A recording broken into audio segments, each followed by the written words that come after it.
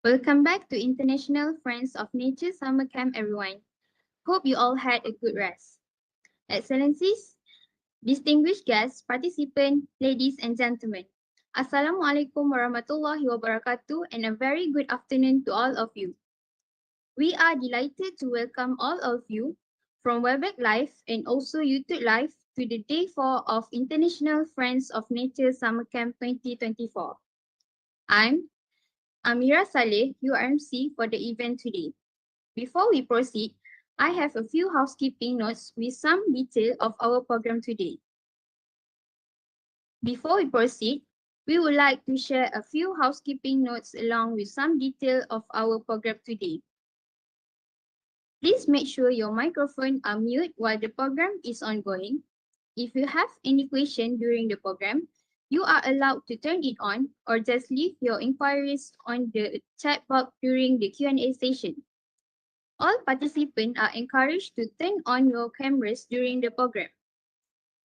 Please remember to switch your layout on the top right corner of your screen to the grid layout.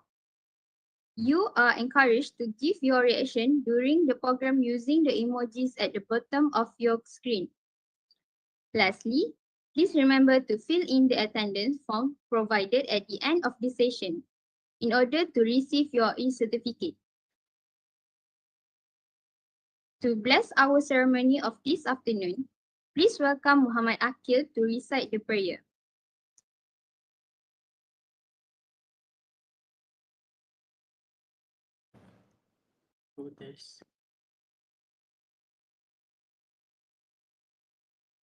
Bismillahirrahmanirrahim. Alhamdulillahirabbil alamin. Wassalatu wassalamu ala asyrafil anbiya'i wal mursalin wa ala alihi wa sahbihi ajma'in. Ya Allah, Ya Rahman, Ya Rahim. Praise be to God, the Lord of the worlds. Peace and blessing be upon our Prophet Muhammad sallallahu alaihi wasallam and his companions, and for those who follow his example till the judgment day. Allahumma ya Allah, on this blessed evening, in conjunction with International Friend of Nature Summer Camp 2024, we beseech and grateful towards you in favor of all infinite blessings to us, your humble servant, to live in safe and prosperous life.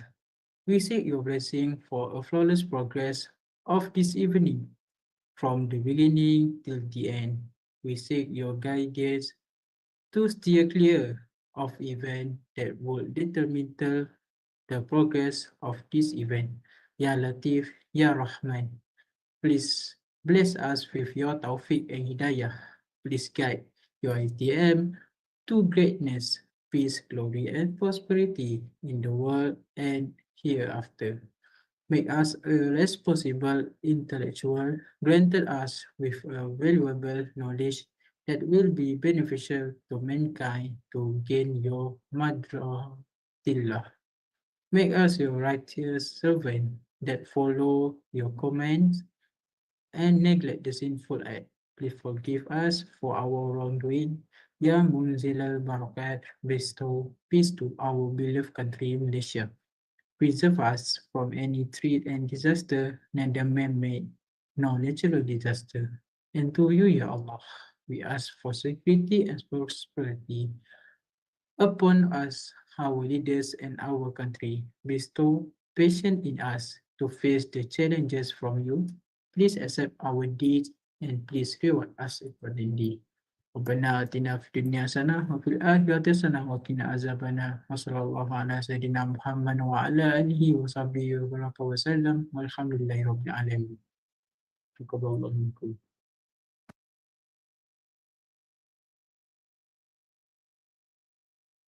Amin, Amin, Ya Rabbal Alamin. Thank you, Muhammad Akil, for reciting the prayer just now. Now, allow me to briefly share the essence and structure of the IFNSC 2024. This event comprises 6 enriching days of activities, including 5 webinars and a final forum that provide valuable insight and practical solutions to critical environmental challenges. The program covers the following key topics: Circular economy, exploring innovative solutions for environmental challenges in waste management. Occupational safety and health for environment, highlighting the intersection of workplace safety and environmental care. Schedule waste management, addressing sustainable approaches to hazardous and electronic waste. Industrial effluent treatment system, analyzing advanced wastewater treatment technologies and their global application. Air pollution crisis, examining strategies to mitigate air pollution and its impact. Forum, shaping the future, the direct and significance of computer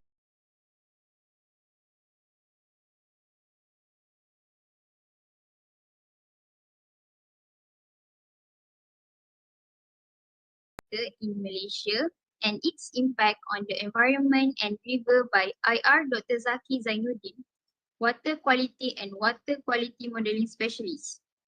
Session 2, Current Technology for Wastewater Treatment in Iran by Dr. Shahnaz Kazemi, Adjunct Professor of The International University.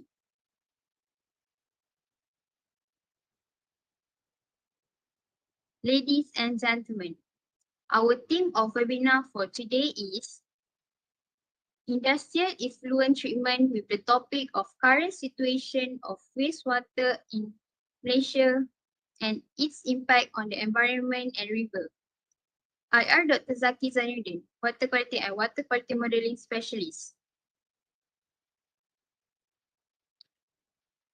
Please be ready for this session.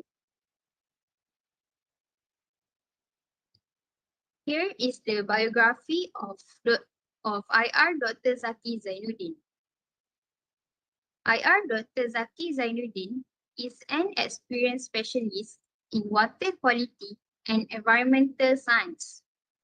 Since 2015, he has worked as a water quality modeling specialist.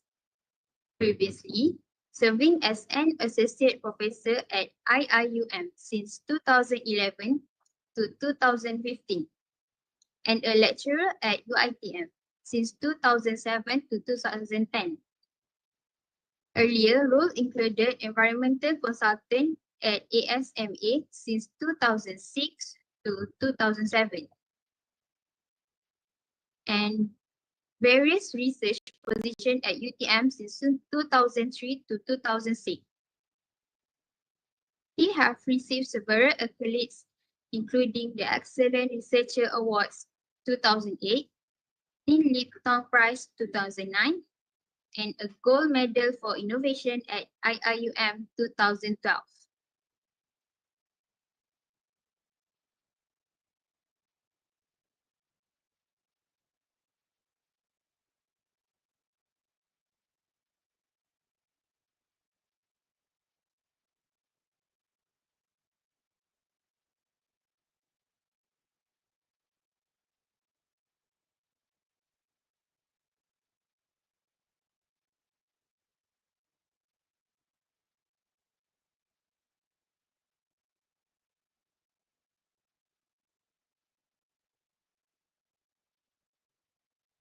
We have a technical issue. Give us 5 minutes.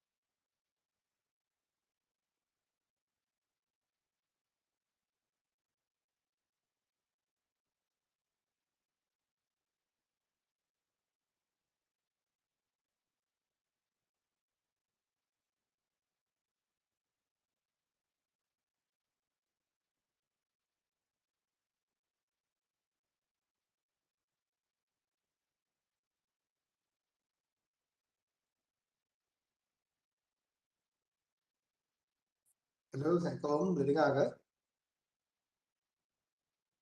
Hello. Hello, Assalamualaikum. Boleh dengar ke?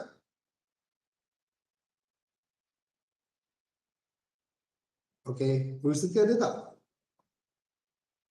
Because I can't really hear you guys. Hello. Boleh Okay, hold on.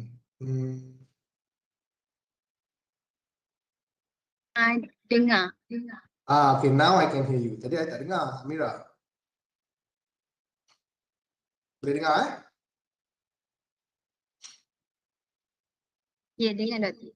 Okay, alright. So macam mana? Kita nak start ke macam mana?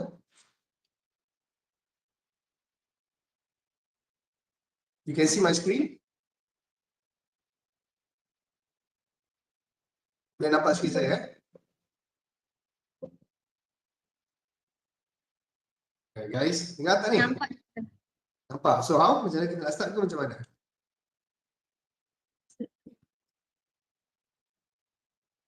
Boleh Doktor. Boleh start? Boleh. Okay, you nak bagi introduction ke macam mana? Dah bagi dah?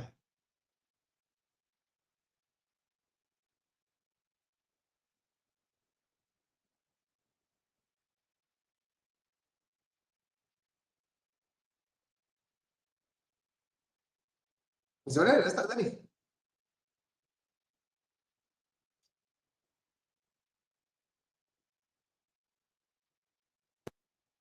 I will start again. Okay. So I can start ke? You want to start ke? Any introduction? No introduction. Okay. I will start the introduction. Okay, alright. Thank you. Here is the biography of IR Dr. Zaki Zainuddin. IR Dr. Zaki Zainuddin is an experienced specialist in water quality and environmental science since 2015. He has worked as a water quality modeling specialist, previously serving as an associate professor at IIUM since 2011 to 2015, and a lecturer at UiTM since 2007 to 2010. Earlier roles included environmental consultant at ASMA 2006 to 2007, and various research positions at UTM since 2003 to 2006. He have received several accolades, including the Excellent Researcher Awards 2008, the Lipton Prize 2009, and a gold medal for innovation at IIUM 2012. Before we begin, friendly reminder, if anyone has any question, you may directly ask our guest speaker, or you may leave your question in the chat box during the Q&A session. Kindly remember to mute your microphone during the presentation to avoid interruption. Without further ado, please welcome IR Dr. Zaki Zainuddin. The floor is yours. Okay, thank you, Amira. Hold on, let's just sweep the slides here. Yeah, now you can see my slides, right? Okay, so thank you very much, Amira, for the kind presentation, and thank you to you guys for inviting me here today. So I've been asked to talk about industrial. Sorry, Doctor, but we can't see your slide. Can I see my slide? You can see presenter view now, right? Now can you see my slides? No. Cannot? Cannot. Okay. One more time, can you see my screen? Yes, Doctor. Okay. I'll try one more time. You can see? Yes, Doctor. Now can you see? It says Environmental Quality Act. Can you see Yeah, that? we can see. Okay, all right. Okay, so I've been asked to give this talk today on industrial effluent and its impact towards river water quality in Malaysia, right? That's generally the topic that I've been given. Now, the state of environmental effluent in Malaysia. Now, when you talk about effluents, industrial effluents, there are many different kinds of effluent discharges. It can be from industrial premises, can be from sewage, can be from leachate, whatever. So these kind of effluent discharges, when they are generated by all kind of premises, be it from various kinds of industries, rubber industries, chemical industries. Usually, when you have a process, more often than not, that process will entail generation of effluents. So let me just show you very quickly, like in this case, if you're talking about palm oil mill effluent, this is coming from palm oil mill. So you have this kind of wastewater characteristics that generated by palm oil mill. So you can see the BOD level is 10,000, COD is 15,000 and above, ammonia, nitrogen. So these are various levels of pollutants, essentially wastewater that is generated by this kind of industrial activities. Similarly, if you have leachate coming from landfills, you have these kinds of very high levels of organic materials, ammonia and whatnot. Now, just to put it into context for you all, if this kind of effluents were to enter surface water courses, so the result would be disastrous. There'll be very heavy pollution that will happen towards the river. The river will become very, very polluted. So because of this, we have laws that regulate this kind of effluent discharges, such as the Environmental Quality Act 1974. So this is the law that is essentially that gives the Department of Environment powers in order to control effluent discharges. So what happens is these effluent discharges are released into surface water courses such as rivers, oceans, and whatnot. But as I mentioned previously, if we were to release the untreated effluent, the raw effluent, into the surface water courses, the results would be disastrous. So because of that, the Environmental Quality Act 1974, can you see? Lina Chan says, can you see? Zaki, Lina here. Oh, You need to set your to duplicate, swap. Yes, good. Yeah, swap, right? Okay. Yes. So we have the EPA 74 that what you call this regulates these kinds of discharges. So these kind of discharges, you have laws in the EQA that regulate. So you have standard A and standard B. Essentially, standard A is supposed to be more stringent than standard B. Standard A is supposed to be more stringent than standard B. So standard A applies when your discharge point is located upstream of water intake, and standard B applies when your discharge is located downstream of water intake. So in essence, standard A is supposed to be the more stringent discharge. Now, the law, the EQA 1974, states that the industrial effluents have to comply to a various array of parameters, be it organic parameters, heavy metals, before they are allowed to release. So this is what's under the purview of the Department of Environment. So if the discharges don't meet these limits under the law, then action can be taken against the various industrial premises, various industrial premises. So this is the law under the Department of Environment. But so this is a federal law that the DOE enforces. Now, however, besides, so this is basically the most widely implemented law in the country now. Now, but having said that, the title of my presentation is Industrial Effluent Compliance and its Effect Towards River Water Courses. So the topic I've been given. So there's another aspect of it that needs to also be taken into account. Another aspect be taken into account.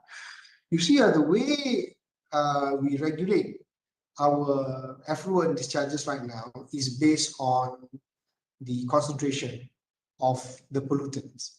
So you can see, like, for example, like in this case, if you have ammonia discharges, you need to comply to standard A, that's 10 milligram per liter, the most stringent level, and standard B is 20. Whereas BOD discharges set standard A is at 20 milligram per liter, and standard B is at 50 milligrams per liter of discharge. Now, the issue with this is we have another step of benchmarking the water quality standards that we use for rivers, and let me just show that to you very quickly.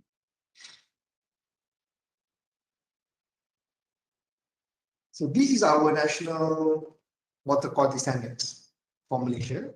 We use these for benchmarking river water quality. So the way the standards work is class 1 water quality is supposed to be pristine water quality, and as you ascend the NWS classes, the water quality gradually deteriorates. More or less, it's like that. Not for all cases, but more or less is like that. So in essence, if you talk about class 1 water quality, class 1 is water quality is supposed to be the best water quality. Then you go class 2, class 3, class 4, class 5. So this corresponds to a set of beneficial uses. You have class 1 is conservation of natural environment, water supply 1, practically no treatment necessary. And as you ascend the classes, class 2 commercial treatment required, class 3 is water supply, and so on and so forth. So these are river standards. So these are river standards. Just now what I showed you are the effluent standards when it comes to discharges. Now, and the units are the same in milligram per liter, but there's a small issue here. We are not supposed to do this, but just for the sake of argument, I'm just going to show you something. Yeah, I'm going to compare the effluent regulations and the river standards, which we are not supposed to do. We're not supposed to do this, but just for a few minutes entertaining, we compare. So if you look at the most stringent effluent standard, which is standard A, if you look at one parameter, let's just say we zoom in into ammonia, for example, the standard A for ammonia is 10 milligrams per liter. So if you compare that against the NWS, what class does that fall under? So you can see very clearly it falls under class 5. Yeah? So class 5 is supposed to be polluted river. It's supposed to be polluted river. Whereas if you look at BOD, for example, BOD, same thing, standard A is 20 milligrams per liter. If you look at the NWS, again, it's under class 5. So what this means is compliance to limits in the regulations doesn't necessarily mean that the water body will not become polluted. You see that? You can comply to limits, in the regulations, whether it's standard A or standard B. And when you release into the river, it doesn't necessarily mean that the river will not become polluted, simply because the regulation still counts on some dilution and degradation that can happen in the water column. So that's the gist of it. That's the key point. Now, to illustrate this to you in a more practical sense, let me show you this video. I hope I can.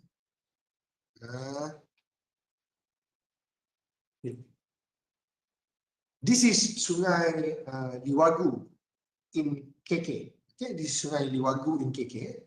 So I'm just gonna play the video. Sorry. This is Sungai Liwagu in KK. You guys can see me playing the video, right? This is Sungai Liwagu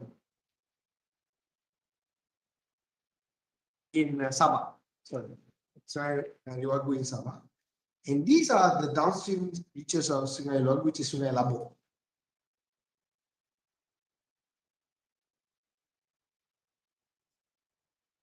You can see the river. Okay. Again, Sungai Liwagu.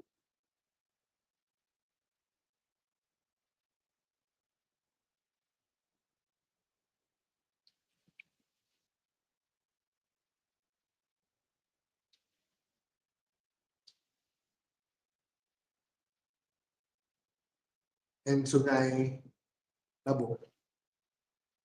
Which river is the bigger river? Liwagu or Labo?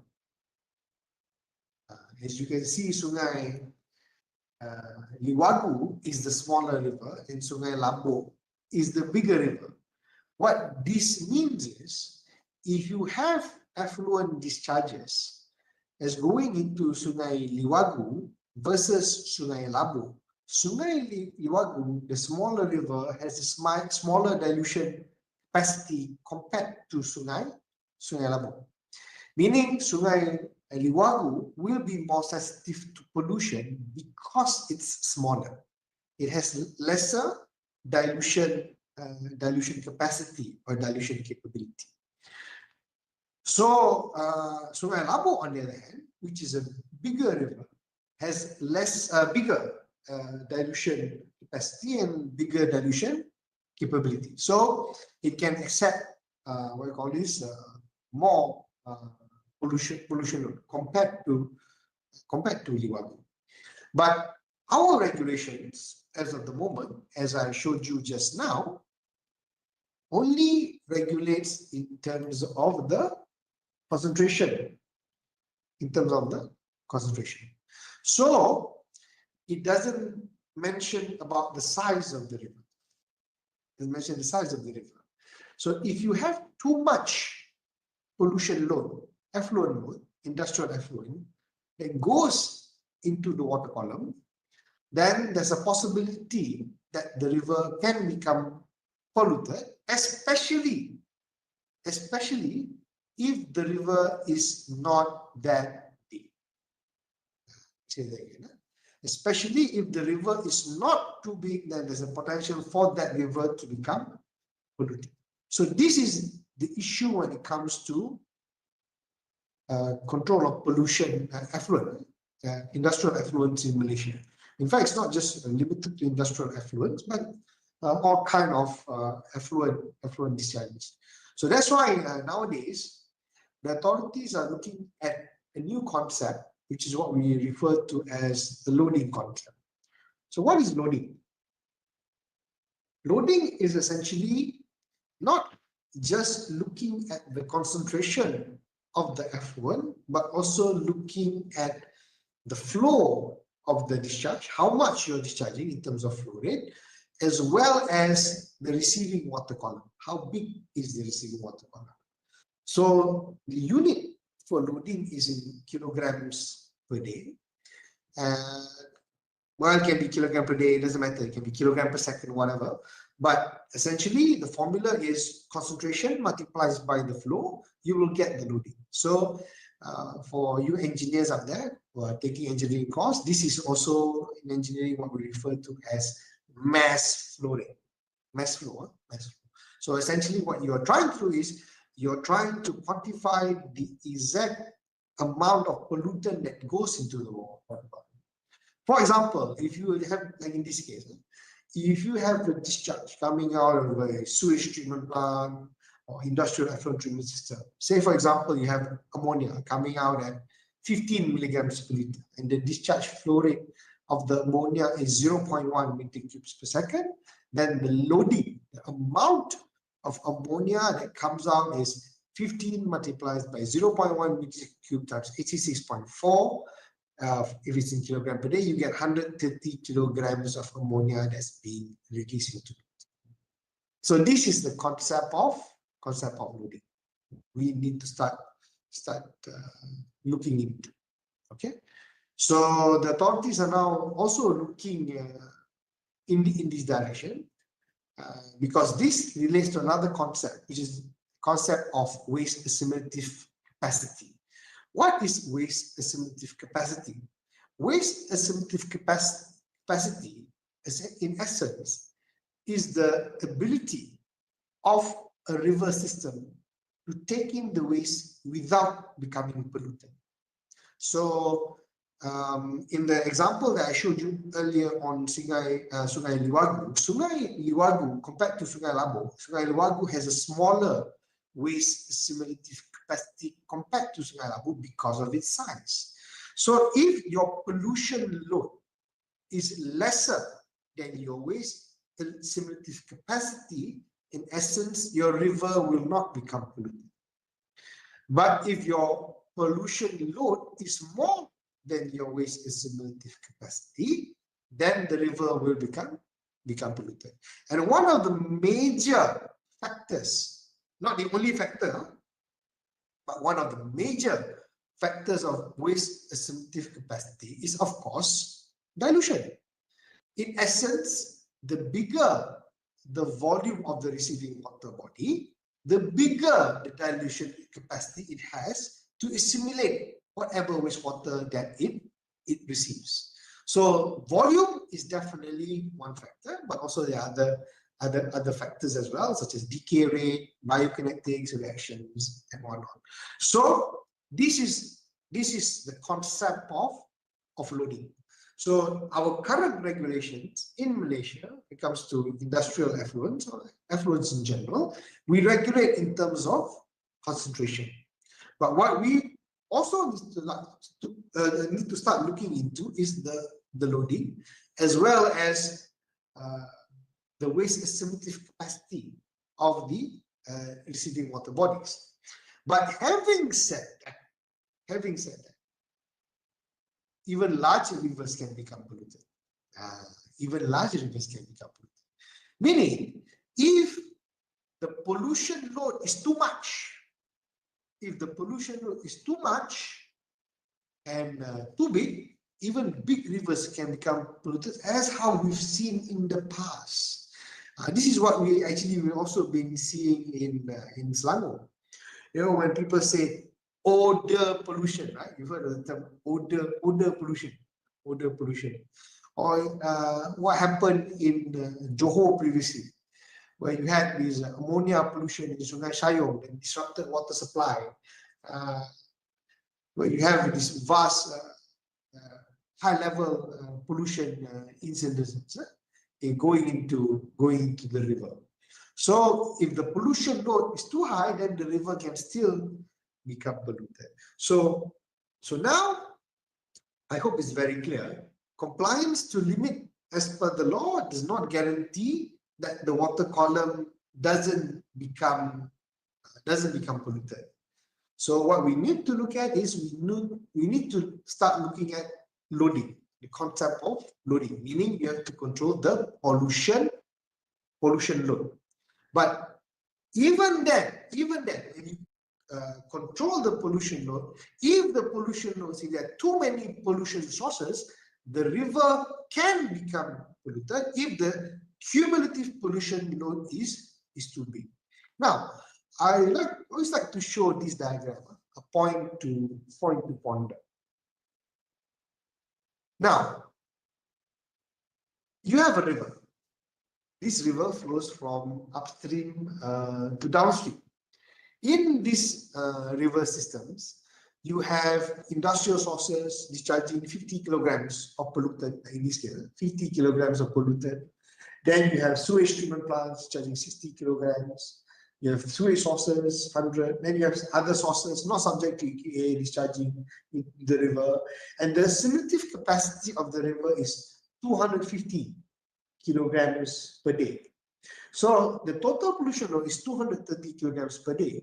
But if the river assimilative capacity is 250 kilograms per day and the pollution load is lesser than the assimilative capacity of the river will not become polluted, because it's still within the ability of the river to take in the waste.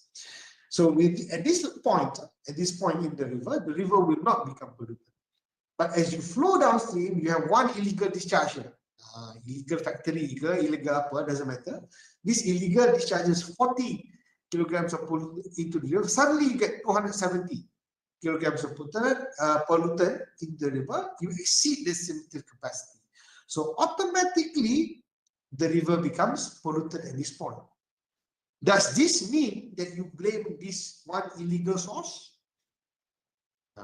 Is this illegal source is the one that's causing the river to breach its assimilative capacity? On hindsight, it looks like that. However, if you scrutinize the matter further, this illegal source is only discharging 40 kilograms of pollution, whereas all these other sources combined is discharging 230. It's only that this illegal source was the last straw that broke the camel's back. But the other pollution sources, they are also significantly contributing to pollution load in the river. So what I'm hitting here at is, yes, you need to tackle the illegal pollution sources, but you also need to look at the pollution loads in the river system at a macro level. Not just only looking at the individual sources, but also looking at it at a macro level. So can you imagine, like in the case in Sabah, in KK, how much pollution load goes into Sungai Sembulan? Anybody from Sabah will know Sungai Sembulan is in KK. Nina, you're from Kuching, right?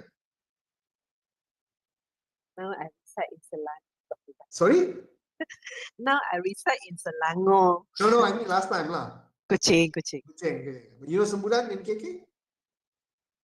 No, I don't know. It's right in the middle of KK. Okay. It's right in the middle of KK. So what I'm trying to say is, you imagine how much continuous pollution load goes into these kind of rivers.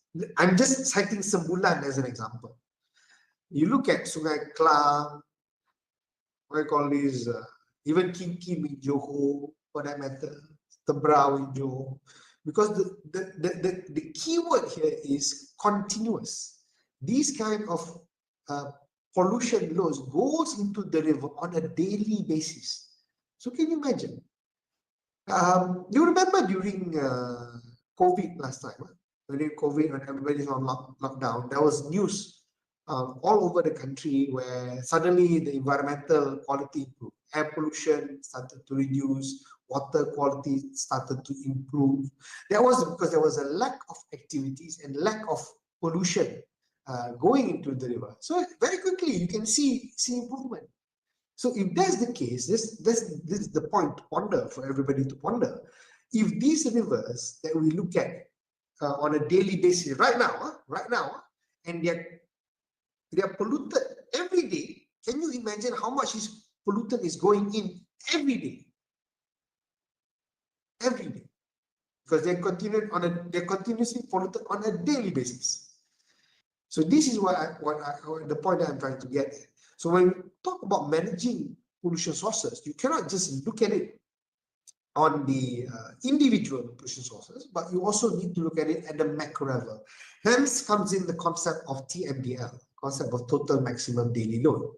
So concept of TMDL is a concept borrowed from the US. In essence, you ascribe load allocations, waste load allocations to various point and non-point sources of pollution, including industrial pollutants. So you say, hey, this is the maximum amount of pollution that pollution load that you can release into the water column, not in terms of concentration, but in terms of the kilogram per day that I showed you earlier.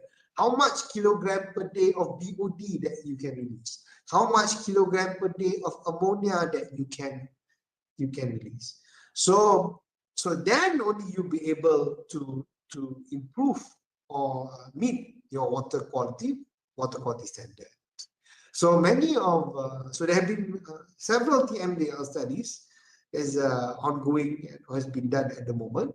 So many of the authorities in Malaysia have also realized this fact. So this is the direction that people are looking at. People are looking into this direction. So that means compliance to limit as per the law doesn't necessarily mean there will not be impact towards the receiving water body. So I hope that's clear. Now I want to move on into something recent that's also related to the matter of pollution load, which is this.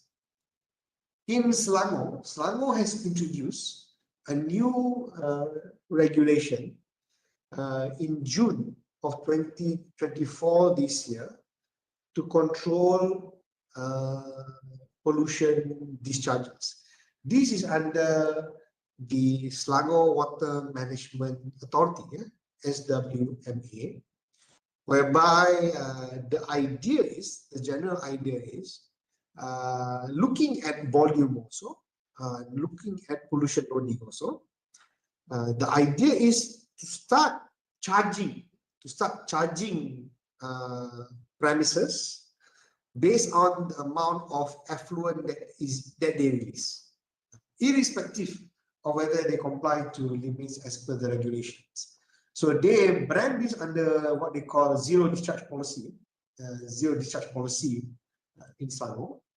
So in essence, what they plan to do is they have this list of activities. Don't know whether I can rotate this or not.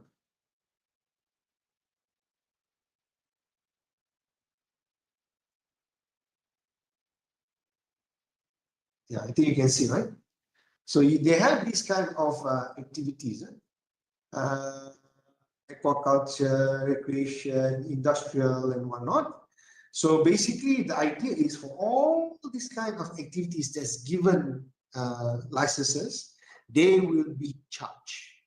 So in essence, the more wastewater that you discharge, the more you have to pay. So they call this, like I mentioned just now, they brand this under the zero discharge policy, but this is also called polluters pay principle. In essence, the more you discharge, the more you have to pay. So this came into effect June of this year, and one of the first premises in Selangor to get a license for this zero discharge is this came out in the news. Is the rubber manufacturer Top Glove. So Top Glove is they got this license for ZDP, zero discharge. So the idea is there will be charges when it comes to wastewater discharges, irrespective of whether they comply to limits as per the law or not. Okay, so this is where we are at the moment in terms of what I call this discharges, effluent and its effects towards the water column. So in summary, what I wanted to tell you was compliance to limit as per the law doesn't necessarily mean that the water body will not become polluted. There is still possibility that the water body can become polluted irrespective of regulatory compliance. So because of this, the authorities have to look in a different direction and enforce new approaches, adopt new approaches such as control of charging premises that discharge wastewater for the volume of wastewater that they release. With the end goal is that these premises will try and reduce, hopefully, they will try and reduce, because the more they discharge, the more they have to pay. The more they release, the more they have to pay. Okay, so all right, so I think that's it from me. I pass it back to the Urusatia. Thank you very much.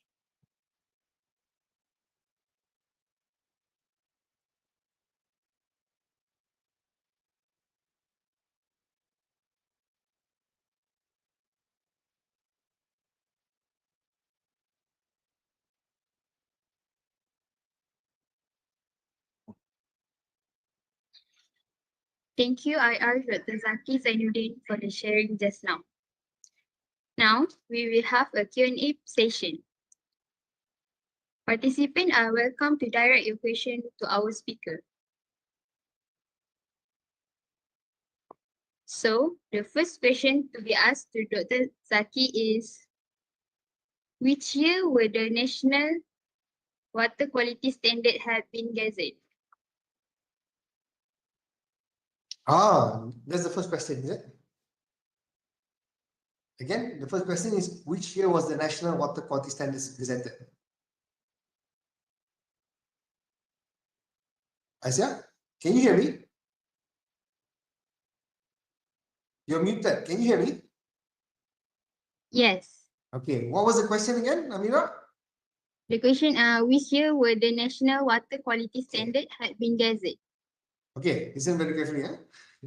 The National Water Quality Standard has not been gazetted. You have to be very clear with it. The National Water Quality Standard has not been gazetted. Okay, let me tell you the history of the National Water Quality Standard. So the National Water Quality Standards were in Malaysia, was first developed in the 1980s, 1985, 1986. It was based on a study done by a team of specialists from, at that time, University Malaya, University Malaya. So they did the study to come up with the National Water Quality Standards around 1985, somewhere around there.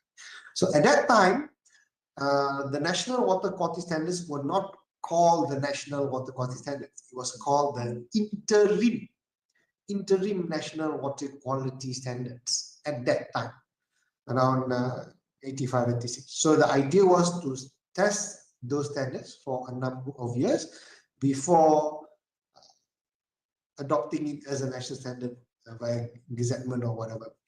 But having said that, many years passed, and the national standard still carried that name, Interim National Water Quality Standards, INWQS. However, it was never fully gazetted. Only that my memory serves me correctly. If my memory serves me correctly, around 2007, 2008, somewhere around there, they decided to drop the word interim, because the National Water Quality Standard was a study done by the Department of Environment. So they decided to drop the word interim around 2007 or 2008. But was it gazetted as something, a matter of national law? No, it was not. It was just dropping of the I, I, and then it became the National Water Quality Standard. But was it gazetted as law? No, it wasn't.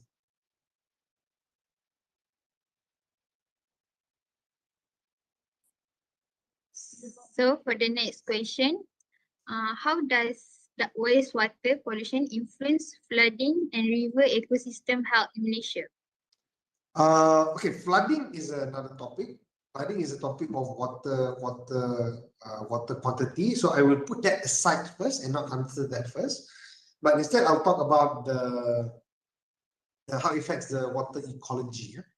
Now, maybe I can very quickly also share my slides with all of you so you can understand visually. They say, a picture speaks 1,000 words, right? So I'll try to share my slides again so you can see.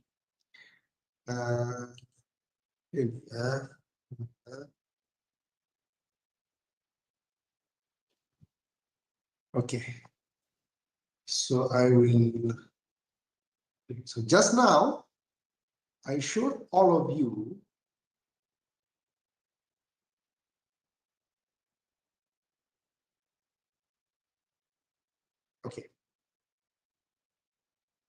Okay, I showed all of you the National Water Quality Standards. This is why I showed all of you, right? So I told you class 1 is the best water quality and you ascend the classes because more and more polluted. So you can see, so if you talk about class 1 water quality, that is supposed to be the most cleanest water quality, the best water quality. So, and as you ascend the classes, it becomes more and more polluted. So you can see class 1 water quality. One of the description for class 1 water quality is that it says fishery 1 very sensitive aquatic species. Yeah, you see, it relates to ecology though. It relates to aquatic system, relates to ecology, very sensitive. So what do you mean by very sensitive aquatic species? Let me show you so that you can see. Yeah.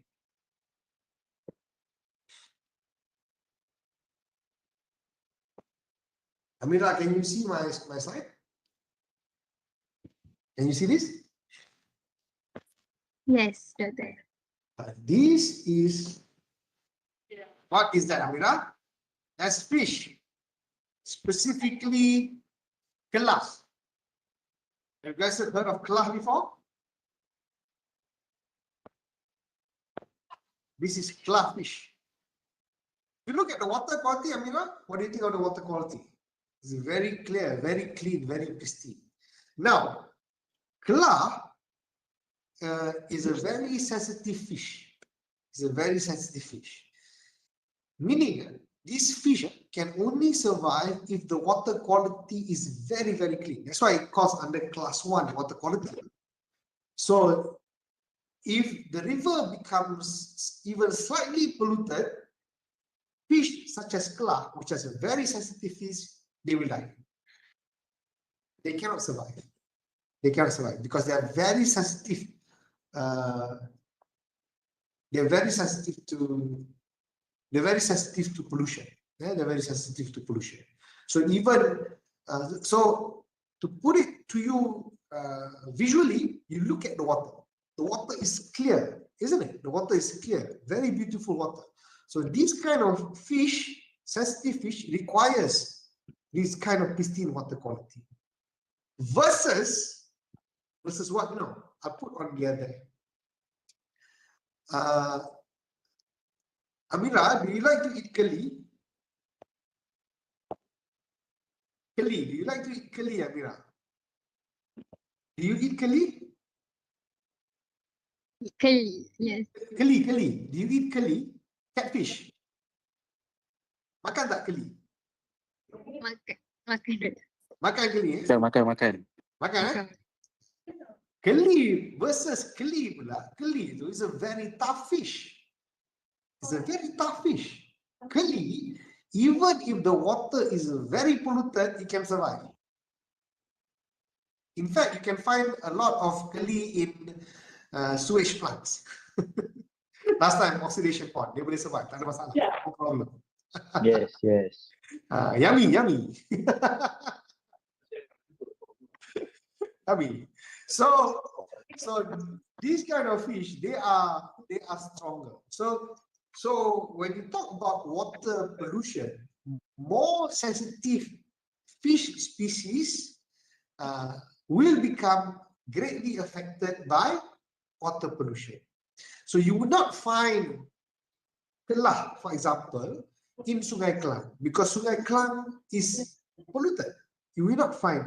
In fact, what you will find is you will find more hardy fish species such as keli. Maybe you can find came out in the news yesterday. It came out in the news recently. The ikan bandaraya is flourishing in Sungai Kelang. So more hardy fish species will be able to withstand more pollution. So that's how I hope I try to answer the question as compact as I can. Okay. So for the next question, Dr. Zaki, if the law is not gazetted, how can the illegal polluters be charged? Okay. I think we have to be clear. What is not gazetted is the National Water Quality Standards. The water quality standards for river, as I mentioned just now, that one is not gazetted. But under the EQA, as well as other laws in Malaysia, this one is too technical already, but okay, I'll try to answer. We have the EQA, the law that I showed you just now, the EQA, Environmental Quality Act. So if you discharge levels beyond the limits in that law, then you can be compounded. So that's considered to be illegal discharge. Whatever, you remember the standard A, standard B I showed you. So if you go beyond that, that's considered to be illegal, whatever is beyond that. So you can be compounded. Besides the EQA, you also have other laws, such as I showed you under the Selangor enactment, where it says that if you discharge any pollutants to the river, you can be taken action against. And then you also have the Water Services Industry Act under SPAN, the Water Services Commission. That also says if you discharge anything, you can also take action against. So the national river standards, they are not gazetted, but if you discharge, if you release illegally into the river systems, you can be taken action. I hope that's clear, not too technical. Another question from Kenny Low. Dr. Zaki, do you think the ZDP is going to be implemented in other states? Wow. Ini nak soalan bocor ni. The long and short of it, I've heard there are several other states that is interested. The long and short of it. I don't know whether I can say who. I don't know I can say who because it's still at the preliminary. But let me elaborate like this. Very interesting. Answering the question without answering the question. If you notice, the ZDP, the so-called ZDP initiative, is implemented in Selangor. It's implemented in the state of Selangor. Why? Why is it implemented in the state of Selangor? Why is it not done at the federal level? Instead, it's done at the state level. That's the question. The reason being is because actually, if you look at the federal constitution, water as a resource comes under state authority, state purview. That's why Selangor has the Selangor Water Management Authority, and they have the power to do this because the federal constitution says so. They have the power. Water is under state resource, so it's being done in Selangor. Selangor did it. So back to your question. Your question just now is, will other states follow suit? Meaning, when the federal constitution says that water is a resource under the state, it doesn't only say Selangor. It also means other states. Negeri-negeri lain juga. All other states as well. So meaning, all other states also have the authority to implement it if they want to. That's what I'm trying to say. The question is, will the other states do it? They can do it if they want to. They boleh buat because the federal constitution says they can do it. Will they want to do it? That one we shall see, because Selangor is the first to do it. But from what I heard, I know at least 2 more are looking into it. That's all I can say. Which state I cannot say. But they must say they're still looking at it. Okay, so I cannot say. But at least 2 more are looking into it. At least. But I cannot say who lah. Okay. Next question. What is the best action taken to control the water pollution? Sorry, I didn't get the question. What is the best action taken to control the water pollution? Okay. That means to preserve water quality lah. In other words, the question is to preserve water quality. It's not a one-size-fits-all kind of solution. But the problem, okay, let me tell you the problem first, so that you understand. Let me tell you the problem first. The issue is this. Whether you like it or not, with development, pollution will be generated. That's the problem. And if you can say it's a problem. When you have some kind of development, there will always be pollution that's generated, and that pollution has to be controlled. So why do you need development? Because of our daily needs. Because human beings, we have our daily needs. We need water, we need handphones, we need food, we need shelter, we need produce. So when we do all these kind of activities, inadvertently, we'll be generating some sort of waste product, some sort of pollution will be generated. There's no two way about it. So the question is how you deal with this pollution. So one way of dealing with it is what we are doing right now is we're treating whatever wastewater that's being generated prior to it being released into the water column. So we can do that. We can apply advanced technology. We can certain technology to treat the water prior to it being released into the river system, so it doesn't harm the river system so much. Only that, as I showed you earlier, compliance to the approach has to be correct. The approach has to be correct. If you only look at concentration, but you don't look at the loading, then the river may still become polluted. So treatment is one method. Treatment is one method, meaning you treat the wastewater before it goes into the river, and you treat it. You reduce the pollution rate. So that's one method. But having said that, in some locations you really need good water quality, whereby even if you discharge into the river, the risk may be too great, which is actually maybe sometimes I wonder what's going on in Selangor is actually the case. You see,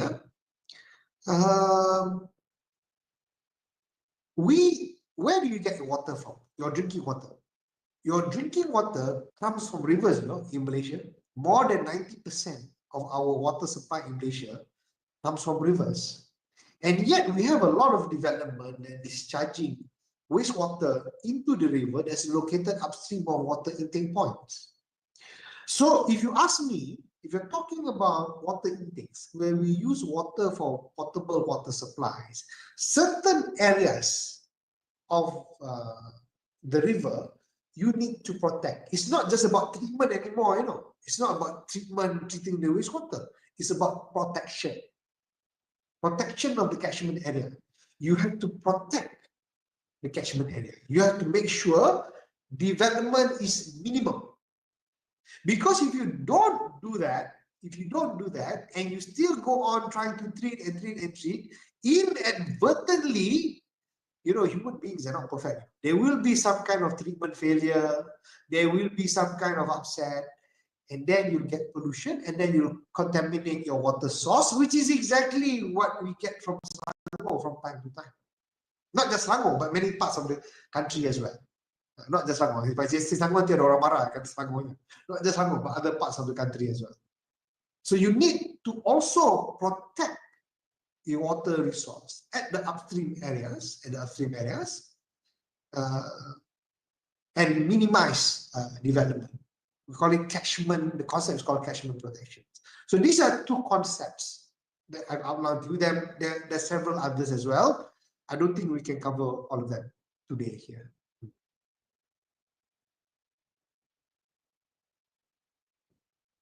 Next question. Any successful sewage or industrial wastewater reclamation project, membrane technology or new water in Malaysia so far?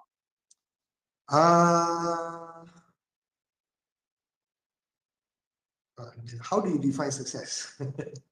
How do you define success? Right? It is successful. Successful.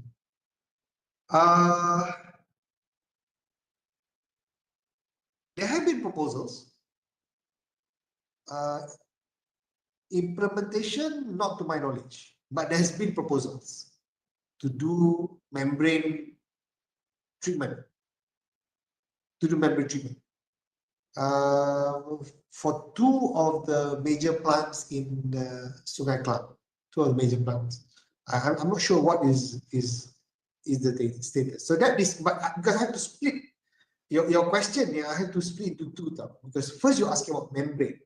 So I'm answering the membrane part first. So in terms of switch, there have been proposals, but implementation, to my knowledge, is not there yet. My knowledge is not there yet. If you talk about industries, yes, some industries have implemented membrane system in order to recover back the water. Okay, industries. They have done it. Some industries. But back to sewage. Although they've not deployed membrane for reclamation, there have been reclamation for industrial purpose from sewage. Meaning, you take sewage water, you treat it, and then you supply to the industry for industrial purpose. You take sewage water, you treat it not using membrane, but you treat it to an adequate quality and you supply to industries. That one, I believe, is the Sekitar plant. It's in Sekitar. You're muted, Amira. You're muted. Tak dengar. You're muted. Sorry. For the next question.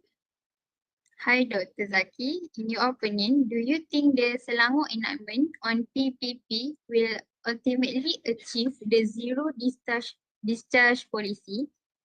Any other initiative, in your opinion, should be implemented to ensure acceptable water quality at all times? I think it's a start.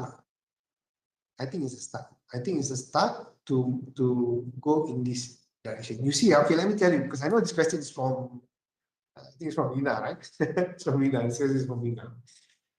I think it's a start. It's a start to go in that direction. Whether you ultimately zero discharge, maybe not.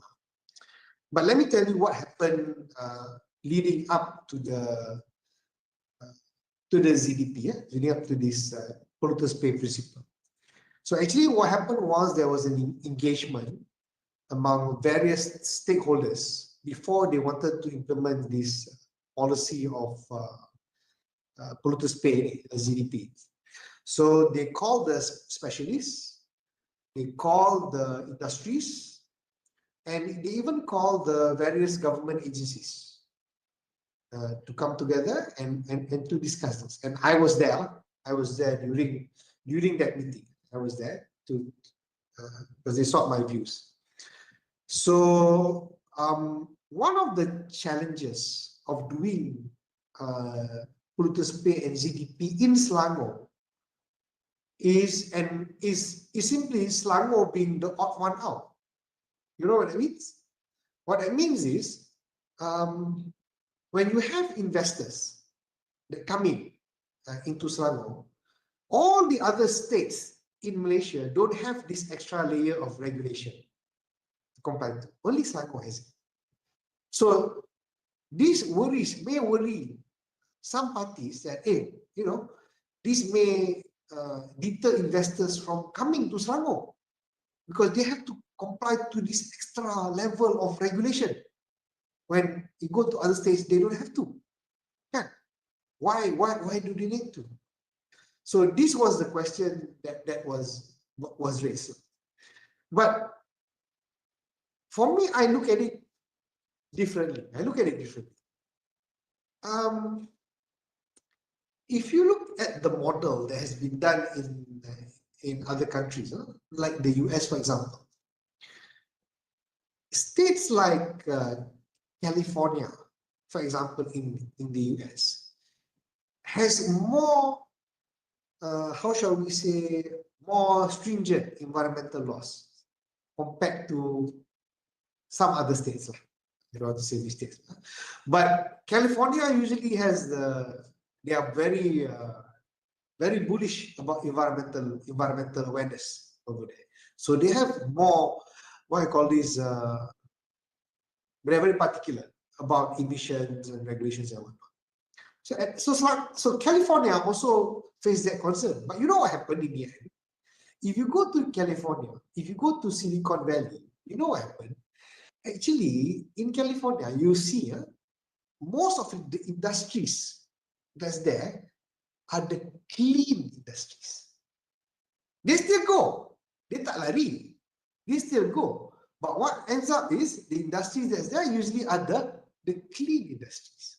So the industries that are that are more polluting, they cabut to other states. So you actually win.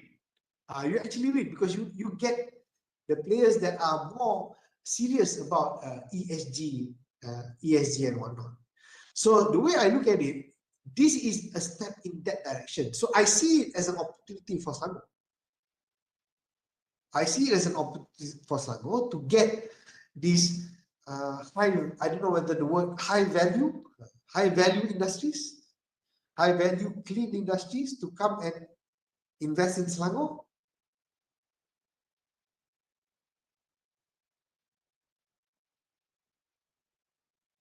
So for the next question, last month, Johor MD visited South Korea huge capacity water treatment plant for public. Any possible measure to build that kind of plant? I think you're talking about the river water treatment plant, right?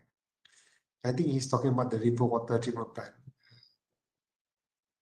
I think it's a good initiative by Korea.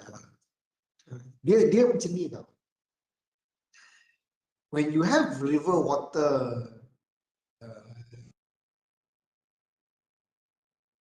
when you have treatment plants to treat river water, the issue is always about, sorry to say this, but it's always about the dollars and the cents. So it's about the dollars and the cents.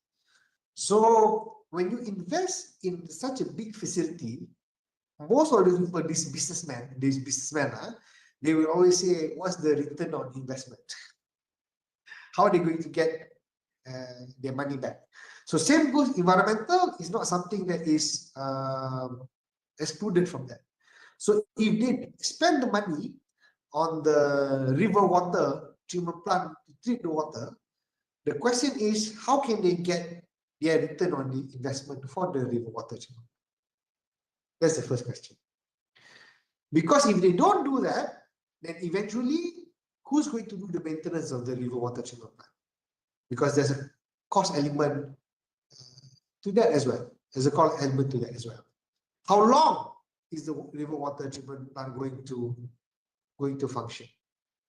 So these are questions that needs to be any answers to.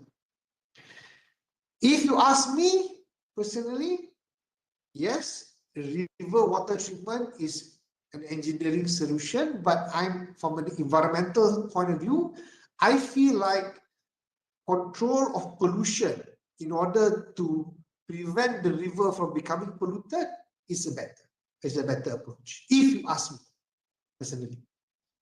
Because why? Back to what I mentioned just now, the river water treatment, right? At the end of the day, the person that is polluting the river gets away scot-free if you do the river water treatment plant. He's polluting the river, but he doesn't have to pay anything. He gets away scot-free. But if you control the pollution at the source, then everybody is responsible to make sure that the river doesn't become polluted, and you also reduce your cost as well. So this goes back to the earlier diagram I showed you. I showed you, right? There are so many sources going to the river. So the summary is, when you talk about maintaining the river water quality, is everybody's responsibility. It's not just like a one-stop solution. It looks simple, but it's difficult. It's usually difficult.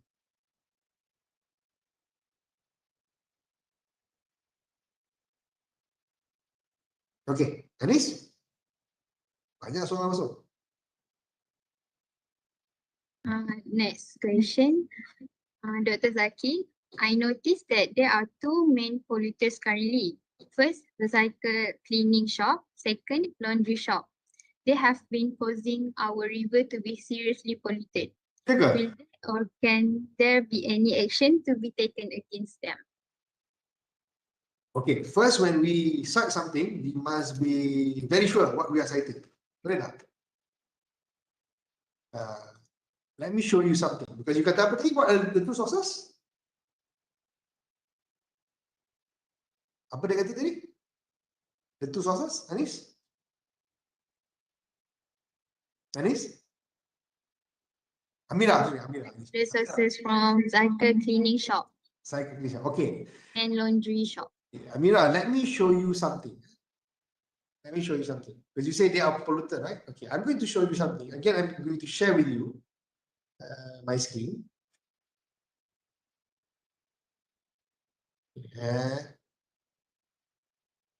We have to be sure, because bila kita cakap ni, kita kena ada data. Right? Kita kena ada data, and we have to be very clear with what we are talking about. So, can you see my screen? Nampak? Yes, Doctor. Okay. I want to show you. Who was asking the question again? Siapa tanya? Siapa tanya? Andri? From Kenny Low. Kenny Lo. Okay, Kenny, I want to show you something, Kenny. Kenny, this is the environmental quality report that's published by DOE in 2023. Okay, in the EQA. So every year, the Department of Environment Malaysia publishes a report on the status of the environment. So this is the official status now. So in this report, the DOE will report to all of you the status of the river. You can see my screen. Nampak? Show you the water quality status of all the rivers in the country, the polluted rivers. It's all the data they show you. So you can have a look. Every year they publish this. But what I want to show you is, Kenny, I want to show you chapter 5, inventory of pollution sources. Okay, pollution sources. Because you said the sun was power, right? So let's see who are the biggest contributors of pollution in the country. Chapter 5.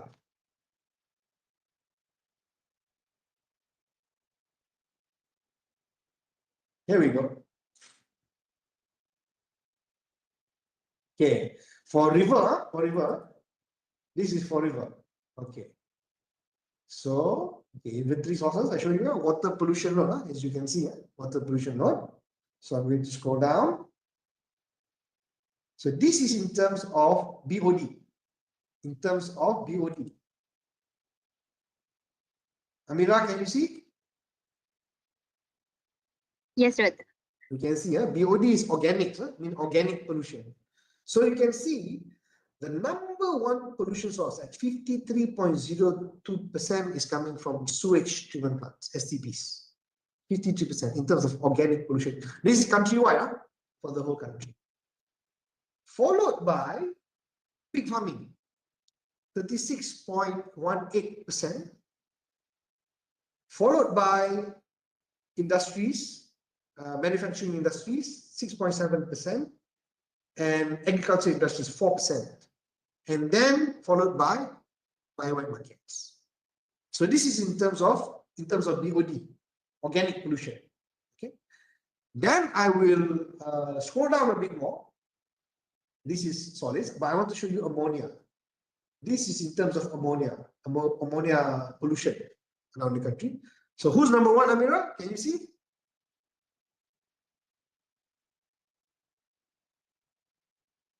Who's number one? Sewage. How many percent? Sistem pengolahan bahan. 74%. 74%. Followed by Pig farming, Pig farming. 12.35%. Followed by agricultural, manufacturing, and wet markets. So actually, this is not to say that, so why is sewage always number one? Sewage number one is because, not to blame anybody that the sewage is number one, but the reason sewage is number one is because sewage is from human, manusia, from humans. There are so many humans out there in the city center that we go to the toilet and, we produce a lot of wastewater. Itulah dia. This is what I mean. When you have a lot of human population, that's just the fact of the matter. Then you have followed by pig farming. Pig farming is number two. So how do we deal with this? How do we deal with this? What I discussed earlier, there are various strategies, as I mentioned just now. Okay, we are limited on time. Okay, any more questions?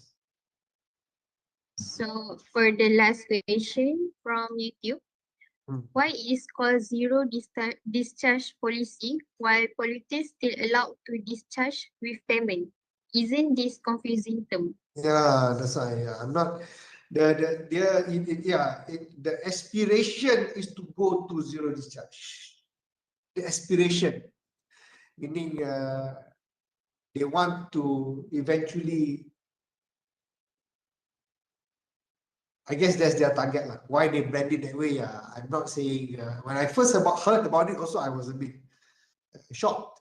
And they say zero discharge, but this is how I guess they want to brand the strategy. They call it zero discharge. Eventually, they don't want people to discharge into the surface water courses.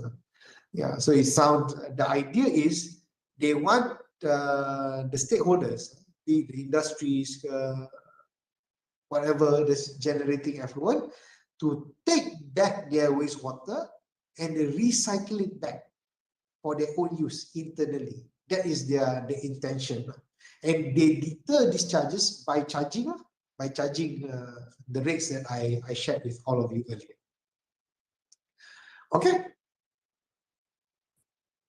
Okay, thank you, Doctor, for answering the question.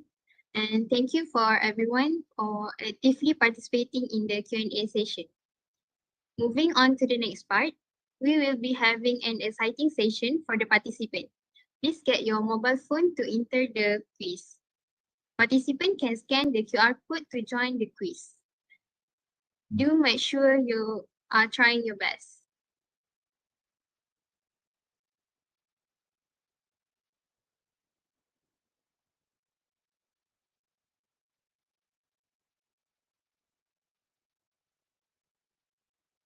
We give you all 3 minutes to enter the quiz. Good luck, everyone.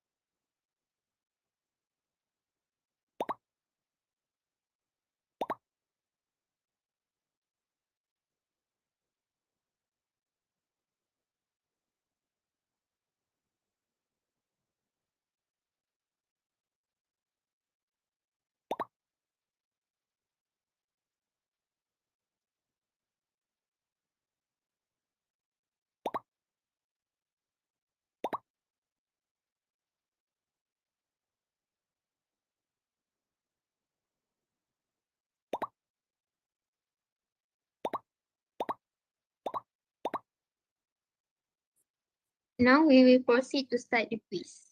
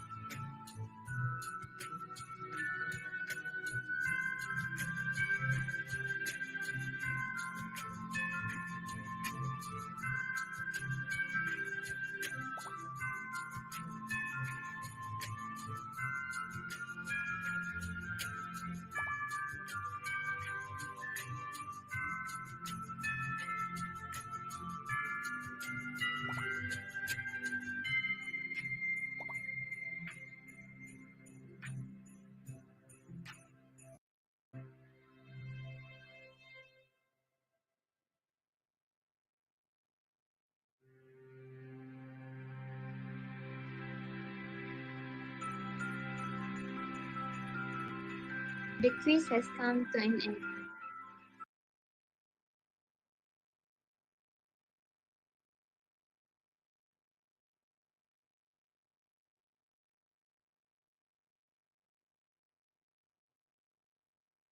So the third winner goes to Muhammad and the second winner goes to Darwisha. So the winner for the quiz is Nur Fazira. Congratulations. To the winner of this session, please contact our team leader.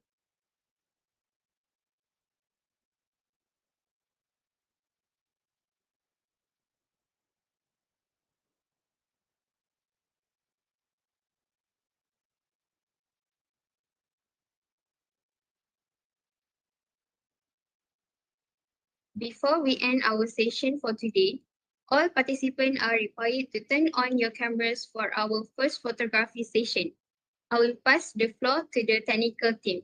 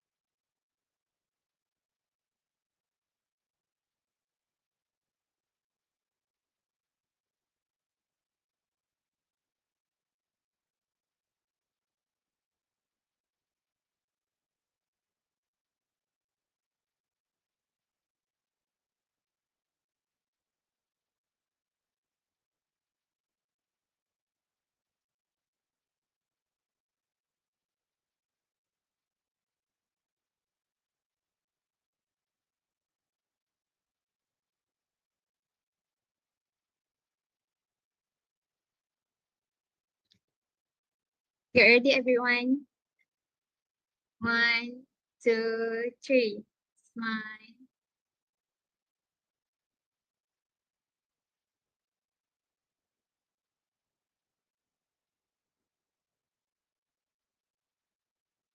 Okay, another one. 1, 2, 3.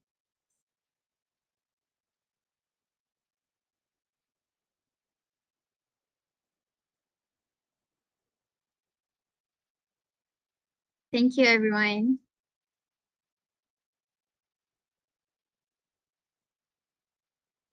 Okay, thank you very much. Take care, everyone. All right. Thank you, Bye-bye. See you brother. guys again.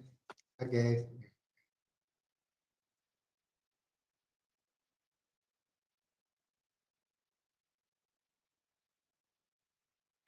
The attendance link will be open for 15 minutes only. Please ensure you fill it in within the given time. The link is available in the chat box. Thank you.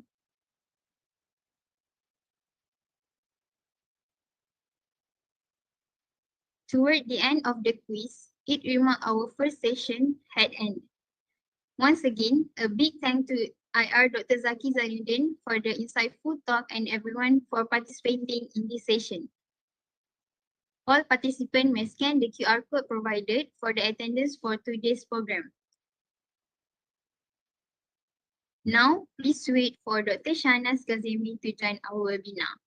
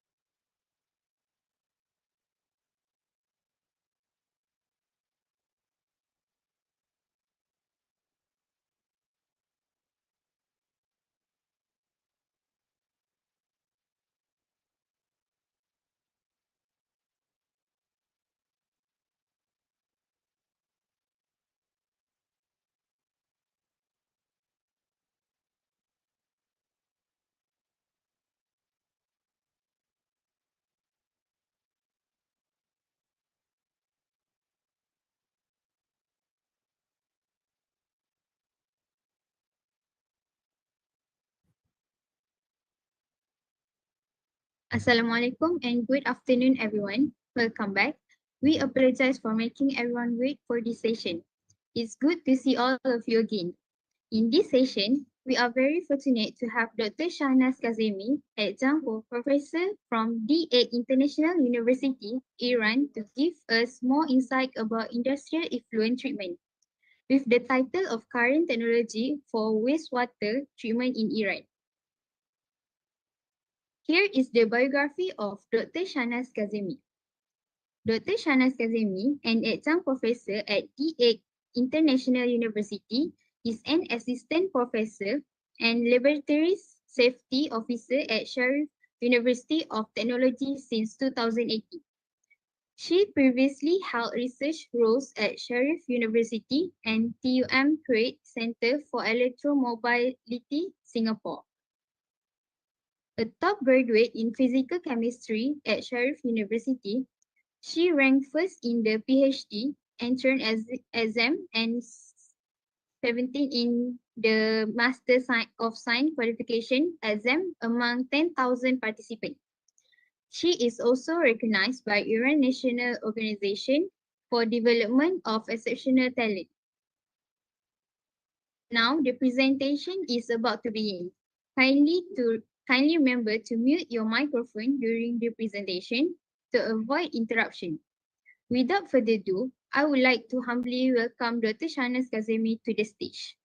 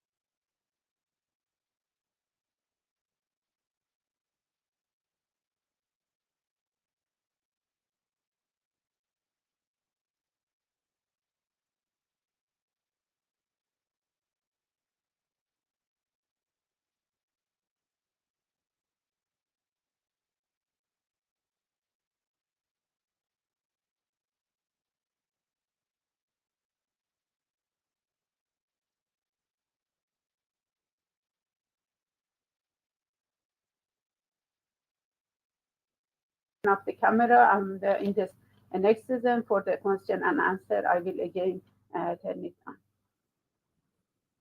So, yes.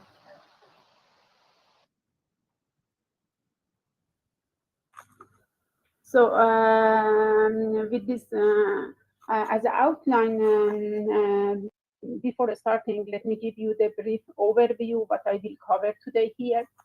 And I will talk about the current situation and challenges in Iran. I will go through the domestic and municipal wastewater treatment, current technology for treatment of the municipal wastewater, And we will go through the industrial wastewater treatment. Then I will talk about the concern related to the reused water in Iran and emerging pollutants. And I will wrap my presentation with the reused treated water and the strategy to improve its quality. As we know, only 2.5% of global water is fresh. About 10% of the global fresh water are available for human consumption. A comparison of water resources status between 2005 and 2020 reveals the significant shift. It means that while the natural water resources have decreased by 20%, and alternative water resources such as reused water, desalinated water have emerged to fill the gap. So it means nowadays, over the past decades, the world has been challenging with the impact of climate change, which has a significant impact on the environment. On one part of the world, such as Jakarta, you can see here in the photo, the temperature is rising. The temperature caused the changes in the pattern rainfall and leading to the most severe and frequent storm. While in Iran, as a part of the other world, we have the climate change impact reduce the yearly precipitation, prolong the dry season, and cause the drought. You can see here is the Zayanderid River in Iran, in Isfahan. It's in 10 years. The photo in the left-hand side, you can see the river full of the water, while right now, the situation right now is dry. So the water crisis in Iran, especially as a dry country, is becoming more serious. Actually, during these years, due to the less precipitation, reduction in the surface water, over harvesting of the groundwater has been increased. And because of that, we have decline in the groundwater surface. And in recent year, we are struggling with the phenomena so-called subsidence. You can see the example of the subsidence in Dongan Plain in Iran, in Semnan Plain in the pretty much in the north of Iran. And but the solution, what is the solution? Actually, the reused water right now in Iran is the only choice that can help to mitigate the land subsidence from one side. This reused water also as an alternative source water can be implemented for irrigation, industrial park, aquifers recharging, domestic non-drinking usage. So before going to the presentation, I will give you the snapshot of the state of renewable water resources in Iran. Iran, with the total area of 1.6 million square kilometer, is the second largest country in the Middle East after Saudi Arabia, and the 18th largest country in the world. Pretty much approximately 88% of Iran has been located in the arid and semi-arid region. The temperature can range in Iran is ranging from minus 20 degrees C to plus 50 degrees C during the year. And in terms of the total renewable water resources, Iran is ranking as a 130 among the 200 countries. The average annual precipitation in Iran is 251 millimeter, which is less than 1/3 of the global average precipitation, and that is confirmed that Iran right now is under the significant water stress. And I should mention that the groundwater withdrawal is about 6 billion cubic meter per year. So with this introduction, I will also give you the snapshot about of the water consumption in Iran. The total annual water consumption in Iran is about 98.1 billion cubic meter per year. Around 88 billion cubic meter, which corresponds to 90%, has been used in the agricultural sector. 8 billion cubic meter account for 80% has been consumed in the domestic sector, and just 2 billion cubic meter was consumed in the industrial sector. So actually, wastewater is generated from, in Iran, wastewater is generated from variety of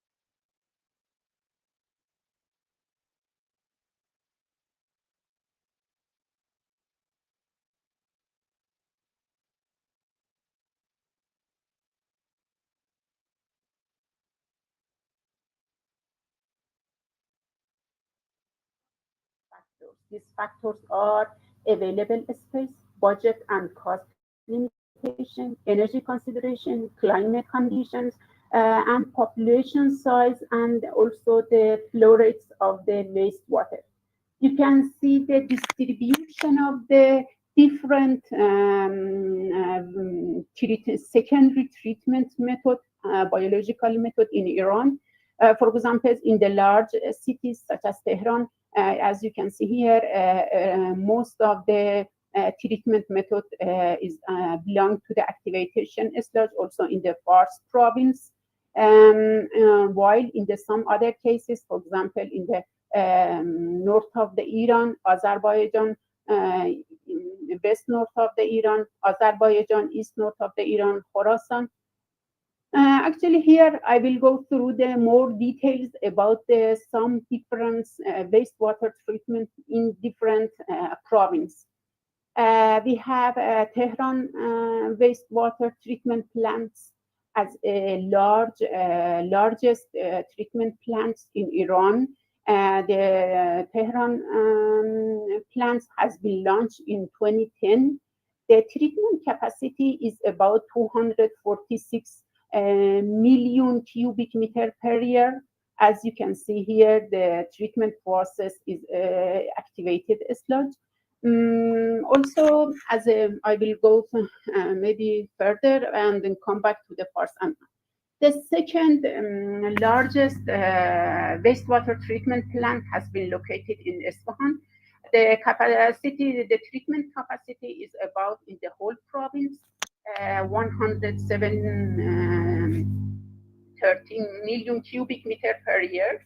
As you can see here, the oldest plant has been launched on the 1972, while the newest has been launched on the 2016. And you can see also here the treatment process is changing from activated sludge, stabilization pond, and coming back to the Fars province. You can see here that the treatment process mostly is the activated sludge, aeration lagoons, while in the Razavi, Khorasan, in the east north of Iran, it's mostly used. There is no use of the activated sludge, stabilization pond, aeration lagoons are the main method. Actually, I need to mention that in some cases, in the most of the province, we have the treatment plants have the option of the nitrogen removal. For example, in the Tehran province, we have this option. In the Fars, we don't have this option. In Razavi, Khorasan, we have this option. And in some cases, in the second largest plant in Isfahan province, in some cases in the old one we don't have, while in the new one we have this. Actually, if the total amount of, as I mentioned, the total amount of municipal wastewater generated in year is about 4.6 billion cubic meter. That only for 1.494 billion cubic meter, around 40%, 42% of this water has been treated.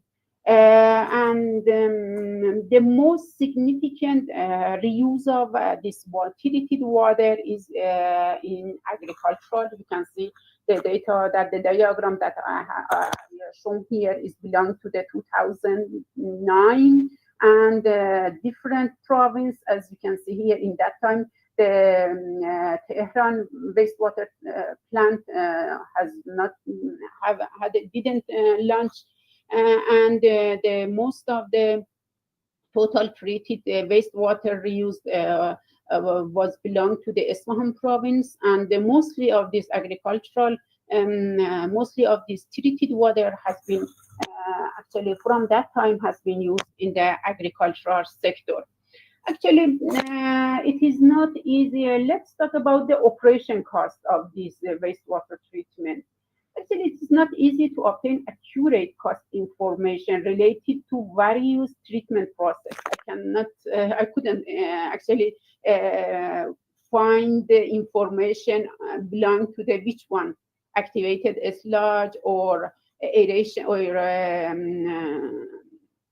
stabilization pound, which one was the affordable. So regarding to the total cost, on total cost of the wastewater plant, operation cost played a crucial role. Actually, this operation cost has been affected by different factors such as the location of the site, the characteristic of the raw wastewater, the treatment process type, again the amount, the volume of the wastewater, the age of the treatment plant, the sludge management, monitoring or controlling, online monitoring or controlling the level. Actually, considering all of these, the total cost for different treatment process in Iran and now is about 0.2 USD per cubic meter.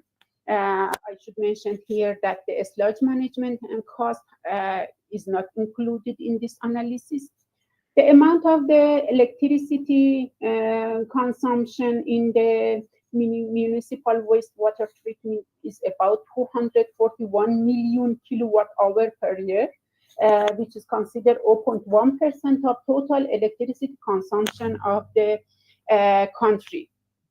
Actually, I should mention that in Iran, discharge of wastewater treatment, treated wastewater, and reuse of treated wastewater are regulated by a specific standard to ensure to protect the public health and environment as well. And the standards are set by the Department of the Environment. Every treatment, water treated, this wastewater, treated wastewater, which is going to be used in other reason or is going to be discharged in the environment should follow this regulation, regulation. For example, one of them, the most important of them is the COD, chemical oxygen demand, should be low under. Now here is written 100, but now the regulation a bit changed and it is under lower than 100. And the other most important case is the pH. pH should be in the range that doesn't damage the environment. So let's move to the industrial wastewater in Iran. What is the current situation?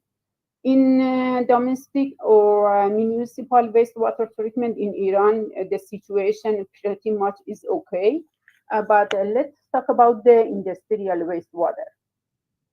As I mentioned before, earlier, the total generated wastewater in whole of the country is about 5.42 billion cubic meter per year. From that, the total generated industrial wastewater is about 0.81 billion cubic meter per year, equal to 15%. From this 15%, 12% is belong to the large industry, while the small industry has the contribution of the 30%. Here, Iran has a diverse range of industry. You can see here, including chemical and petrochemical industry, oil and gas, iron and steel, wood and paper, textile, food, leather, paint and resin, metal plating industries. I should mention that 2% of the country water resources is used in the industrial part, and the first four industry pretty much consume 80% of the total wastewater allocated to the industry. These industries such as chemical and petrochemical, oil and gas, iron and steel, wood and paper. As you can see, also here is the production rate per ton per year, and also the COD. As you can see here, the chemical oxygen demand, which is main factor to discharging the wastewater to the environment, is belong to the chemical and petrochemical industry. As we know that industry wastewater has a variable quality and volume depending on the type of the industry that producing it. Normally, industry wastewater contain large amount of toxic and non-biodegradable compounds which are resistant to the conventional biological treatment. These components are organic compounds with complex matrix, oil, grease, and petroleum products, and also these have byproducts as well, inorganic compounds, and heavy metals. We know that normally industrial wastewater treatment include in Iran include the primary treatment. In the primary treatment, so involve the screening, sedimentation, dissolved air flotation, and also we have the secondary treatment as follow: conventional activated sludge, sequencing batch reactor, aeration, aerobic lagoons. But we know that, however, these methods are not able to remove all contamination from the industrial wastewater. Therefore, there are some others, along with the biological treatment, there are chemical treatments such as coagulation, localization, neutralization, chemical oxidation, precipitation, as well as thermal process. In some cases, for example, resin, paint and resin industry, they have a special wastewater with high concentration of organic, which means high COD. Therefore, incineration, evaporation, distillation is the other method, but it's not solution. Actually, we know that the biological treatment are not able to remove all non-biodegradable industrial wastewater. The chemical treatment, let's say, just transferring the pollutant from the liquid phase to the solid phase. So it means there is, and especially some of them, such as chemical oxidation, including chlorination, ozonation, is too expensive. And in the other part, thermal, such as thermal process, they are generating the second harmful pollutant, especially in the air. So right now, unfortunately, industrial wastewater treatment in Iran has located in this area. Actually, advanced treatment units are widely suggested for more tertiary treatment of industrial wastewater. These technologies include membrane technology, such as microfiltration, ultrafiltration, nanofiltration, reverse osmosis, advanced oxidation process with ozone, UV, electrooxidation, adsorption, including activated carbon, zeolite, or iron exchange, zero liquid discharge, pre-treatment that can be done in 3 stages: pre-treatment, reverse osmosis, evaporating. Unfortunately, the adoption of the advanced industrial wastewater process in Iran is really limited. Only a small number of the industry employed advanced methods for the wastewater treatment. In other words, the treatment of the industrial wastewater remains largely inadequate. So, but what is the barrier? If I, in the industrial section, if I want to talk about the barriers, I can, the barriers is related to different parts. One part is the wastewater treatment plants design criteria. In the most cases, treatment design and treatment plant design are not matched with the quantity and quality of the inlet wastewater, and even though the regional climate condition.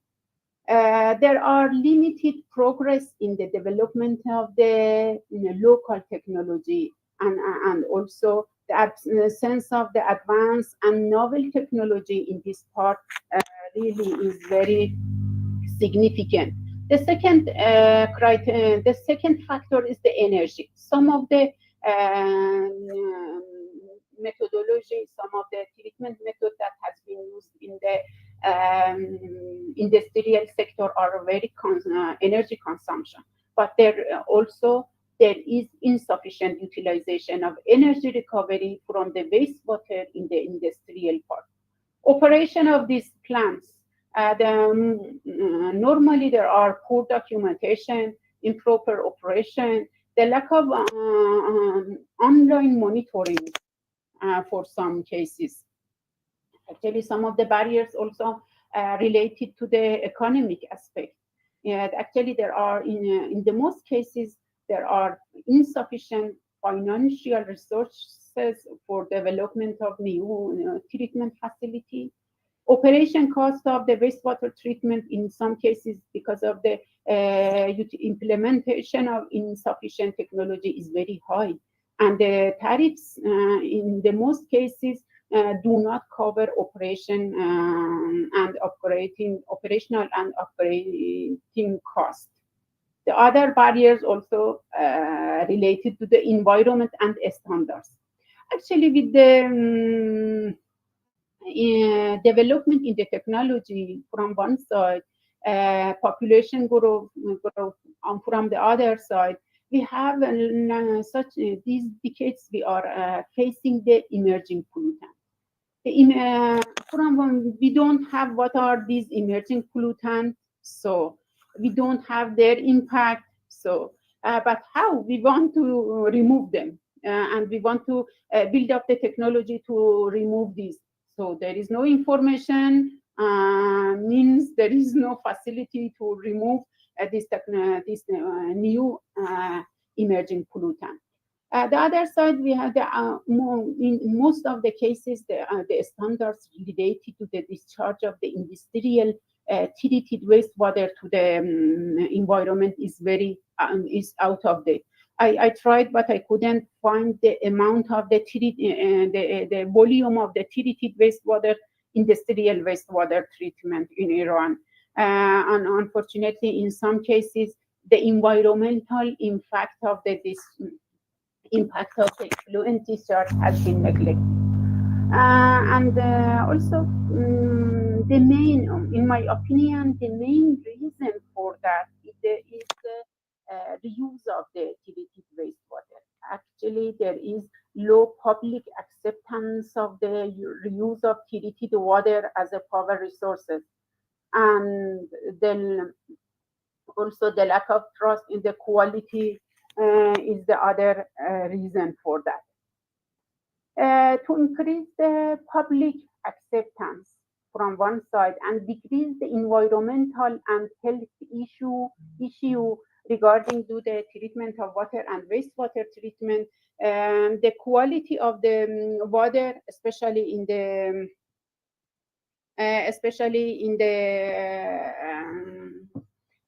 when this treated water related to the industry really doesn't matter. In this regard, we know that treated water effluent can contain residual contamination that may residual contamination may affect the human health. Therefore, it is very important to first to identify this contamination, and second to control them, and the third to eliminate them from the treated wastewater.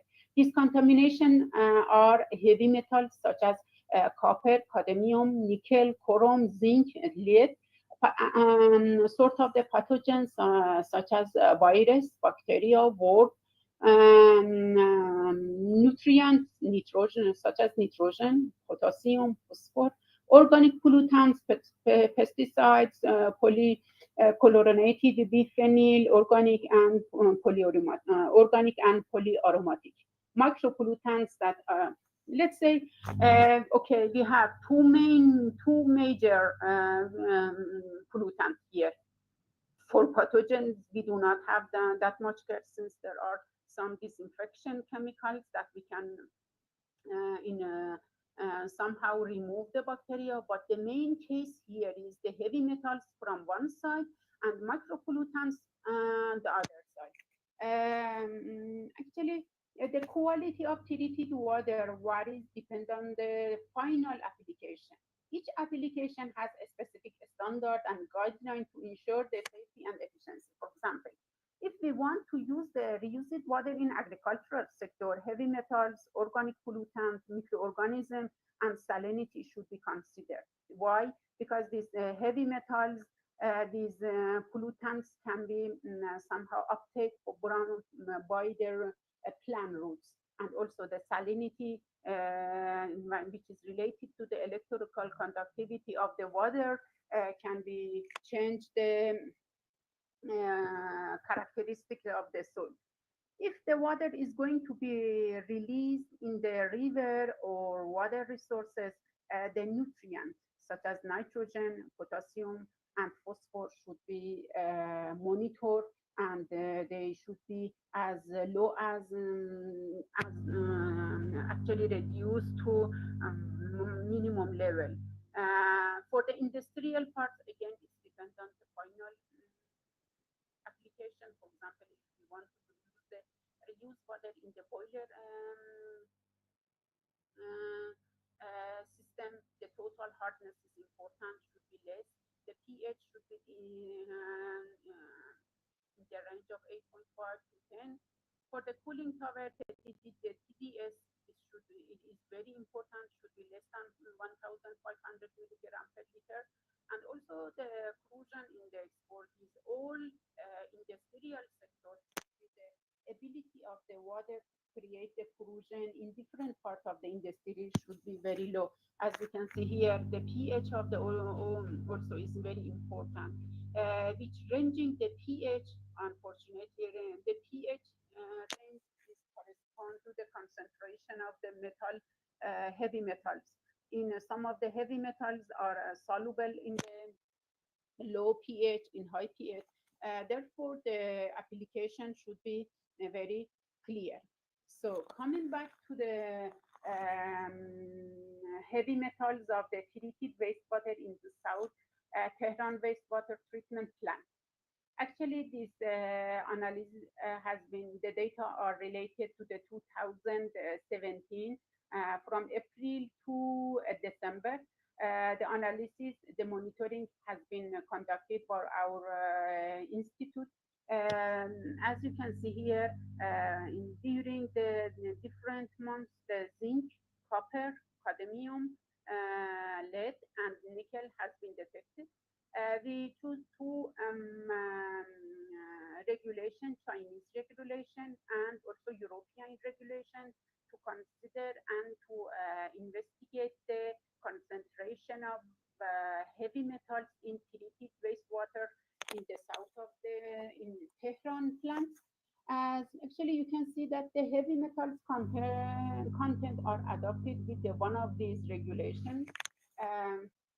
Normally the Chinese regulations is very restricted than European one, and in the most case we are in follow of the European regulation in the very acceptable way. So it's clear, because the Tehran wastewater treatment plant has been launched since 2010, is quite new and is working well. The operation the operation of this plant is conducted in the way, but let's say, okay, this plant for this heavy metal is the performance of this plant, wastewater plant for the heavy metals is quite okay. What about the rest? Other we have other contamination as well. Pharmaceutical and personal care products that are widely used by community are the wide range of the chemical compounds that are has been used to treat the disease, improve the quality of the life, and in the personal care products. But what is the concentration of these chemicals, this drug in the treated wastewater? Actually, these drugs are initiated from the drugs that we daily dispose on the domestic sewage network. The drugs and hormones that, okay, we have a special disease, we are taking the drugs, but not our body not absorbing all these drugs and hormones. Also, the drugs in the residual drug in hospital wastewater, in pharmaceutical industry wastewater, the cosmetic and personal care products that daily we are using. We know that actually these pollutants are found in very the concentration of these pollutants in the wastewater is very low, in the range of nanogram per liter. Actually, the presence of pharmaceutical and personal care products are not new phenomena, and only become more apparent and past decades because of the improvement in the chemical analysis method that have they have improved development the equipment that we can measure this contamination in the very low level of detection, such as nanogram. But the measurement that in the some country, yeah, such as European country, US, the presence of the pharmaceutical and personal care product has been detected. The mostly detected drugs and are ibuprofen, naproxen, diclofenac, type of antibiotics, estrogen, and steroid. Based on their finding, the antibiotics are the main actually chemical agent that has been found in the wastewater. Because of that, let's take a look. And also the results has been shown that the impact of this pollutant on the aqueous organism, aquatic organism, is more greater than, since this ecosystem are continuously exposed to the water containing this contamination. So you can see, for example, here there is a two cases. The one case is the surface water from India, Indonesia, and Vietnam. The detection has been carried out by LC mass equipment, and they found that okay, there is a bioaccumulation of some of these drug in the fish body. So it means it's so dangerous. It means okay, with the years and years, these pollutants are able to somehow penetrate to the food chain, and which is very dangerous for the human for the community. A significant, actually, a category of pharmaceutical and personal care in Iran is antibiotics that design are that designed to treat the bacterial infection and in human, in animals. I have for the some of these antibiotics, I made a comparison. I took between Iran and three other countries such as Denmark, Sweden, Norway. The comparison of annual consumption of antibiotics, four different antibiotics in for 1,000 people in 1997. We can see the consumption of these antibiotics in Iran is pretty much 10 times more than the other countries. And also the annual consumption of the different antibiotics in Iran in 2011 has been shown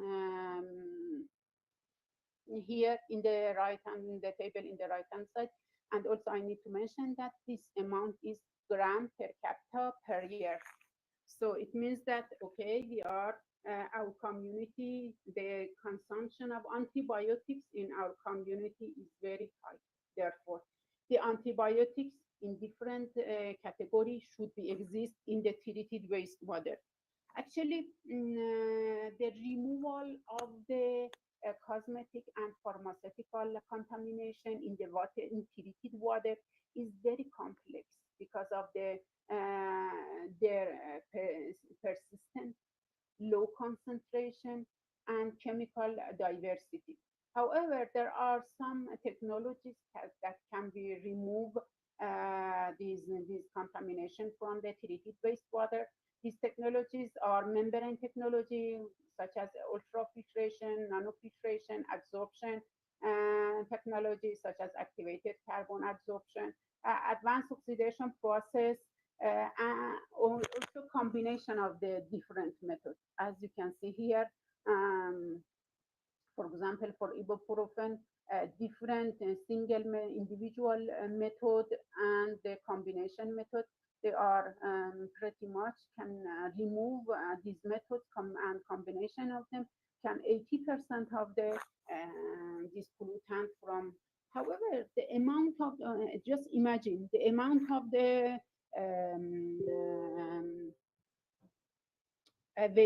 treated wastewater in Iran. Just let's consider the Tehran wastewater treatment plants. The amount of the capacity and treatment the capacity of treatment is 200 around 250 billion cubic meter per year. Wow!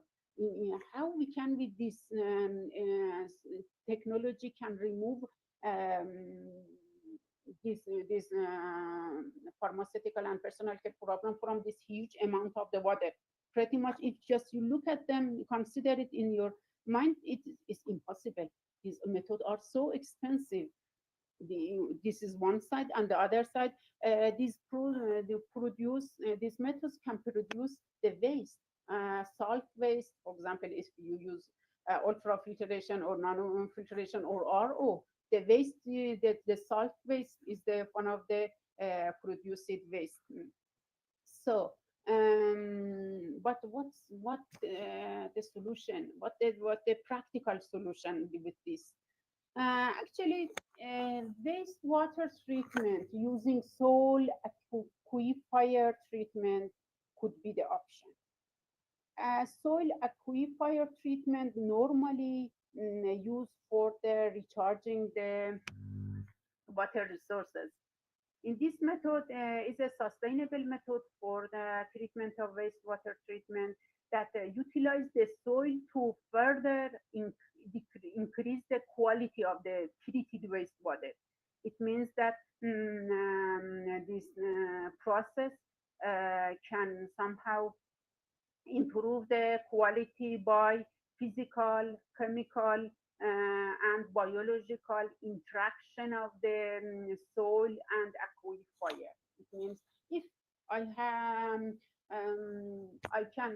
I have the treated water. If in somehow I can inject this treated water in the aquifer, it can be act as a reactor. Let's see how.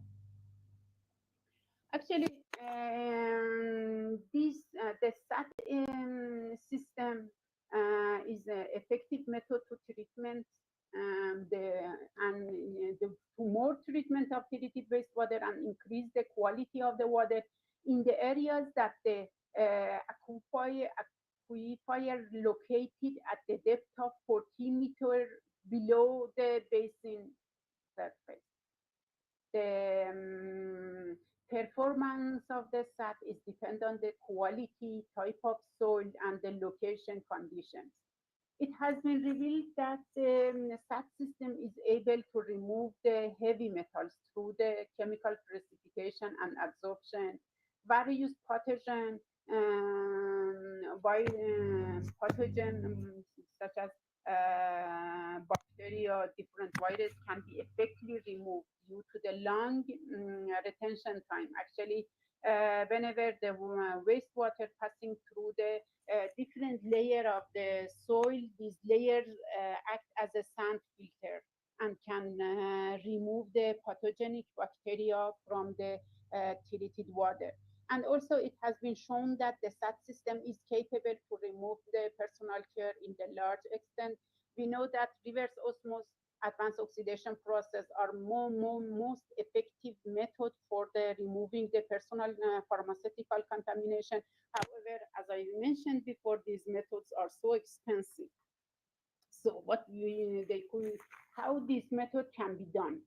Actually, at the first step, the geological analyses are essential to determine the feasibility and to determine the feasibility and find the optimum location for drilling a absorption well. How we want to the treated water. You can see here in this part is the absorption well. First of all, we need to find this location of this well, and treated water is more purified by passing through the different layer of the soil. In other words, this SAT system acts as a large reactor in which physical, chemical, biological process occurring in the same time. And we have this aquifer here. We have the actually absorption well here. There is a retention time that during that the injected wastewater can be more treated.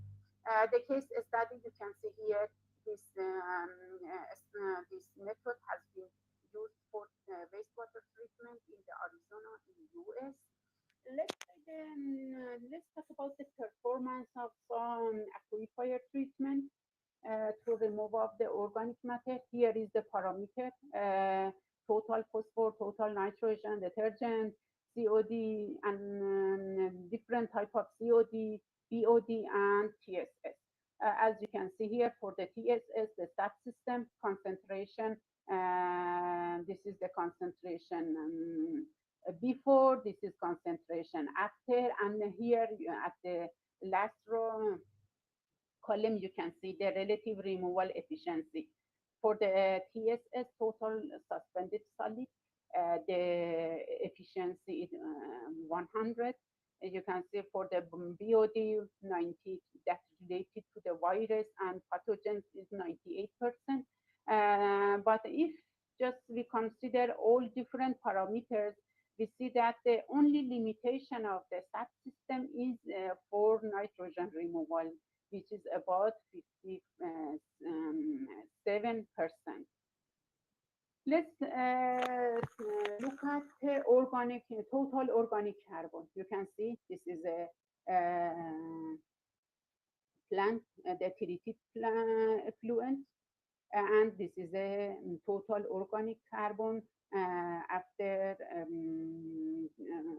passing through the SAT. You can see from about 50% of more than 80% of the organic carbon has been removed. So, but unfortunately, these methods, first of all, this contamination, and second of all, this method has not been implemented in my country. Also, I couldn't find any information that shows that the pharmaceutical and personal care product has been detected in the treated water of any plants inside the country.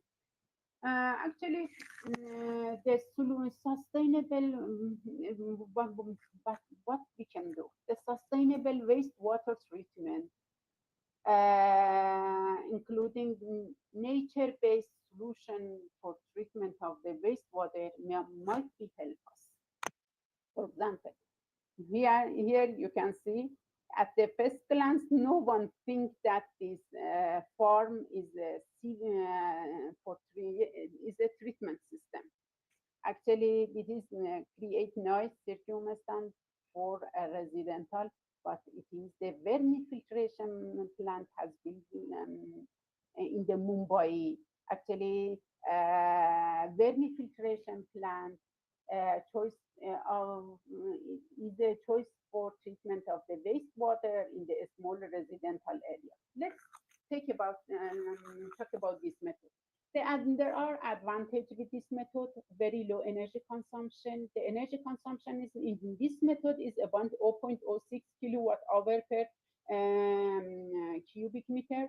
Require very low space, as you can see, the space for each of these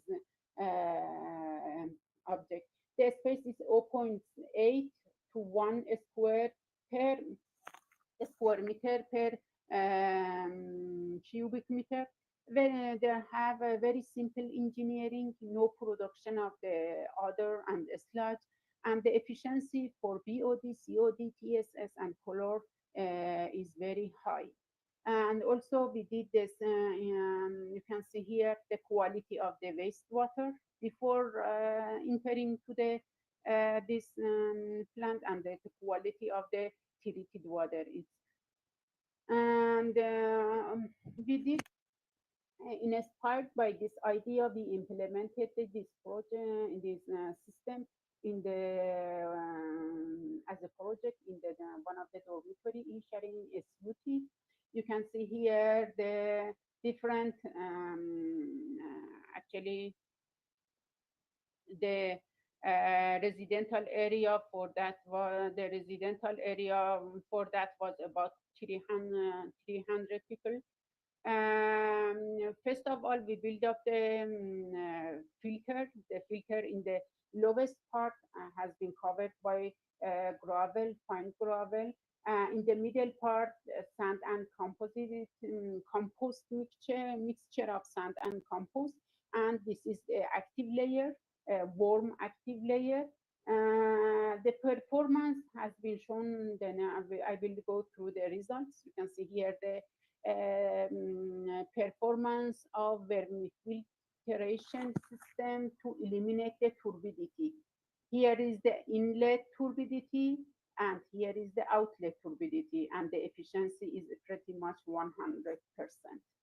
The efficiency of the system for electrical conductivity removal. Again, the black one is the inlet electrical conductivity. The red one, you can see the electrical conductivity pretty much has been reached to the electrical conductivity of surface water is about less than 300 millisiemens, microsiemens per centimeter, and the efficiency is more than 80%. And also the COD removal is about, you can see 80%. In the beginning, the efficiency was very low, but with the passing the time, since the system can be reached very mature state, you can see the efficiency to removal, the COD also has been increased. Also, but the system that we built up here wasn't able to remove the capacity of the system. Performance of the system for removing the nitrate was very low, is about around 50%. What we did, we changed the composition of the bed. As you can see, with changing the composition of the bed, we could somehow reach the even 0% or 0 ppm of the nitrate. But the question is how we can increase the quality as quantity of the vermifiltration. You can say you can build up this system in this filter in parallel or in series, and in the same time you can treat the wastewater. But as a technology play a crucial role in sustainable wastewater. Before that, we talk about the industrial wastewater. The problem with the industrial wastewater are the non-biodegradable compound. These non-biodegradable compound are not cannot be treated with the biological process, and there is a need for other technologies. In our institute, especially, we are focusing on the AOP process, advanced oxidation process for the treatment of the wastewater. Advanced oxidation process, this method involves the use of powerful and highly reactive oxidants such as ozone, such as hydroxyl radical to remove and degrade the complex and resistance component in industrial part. In our work, we just focused on ozonation and electrochemical oxidation and photocatalysis, but we should consider this matter we should consider that we are going to apply this solution in the industry. So there are so many parameters that we need to take to account. The first, here you can see the first method that we could develop and build up the pilot plant system is the electrooxidation based water treatment.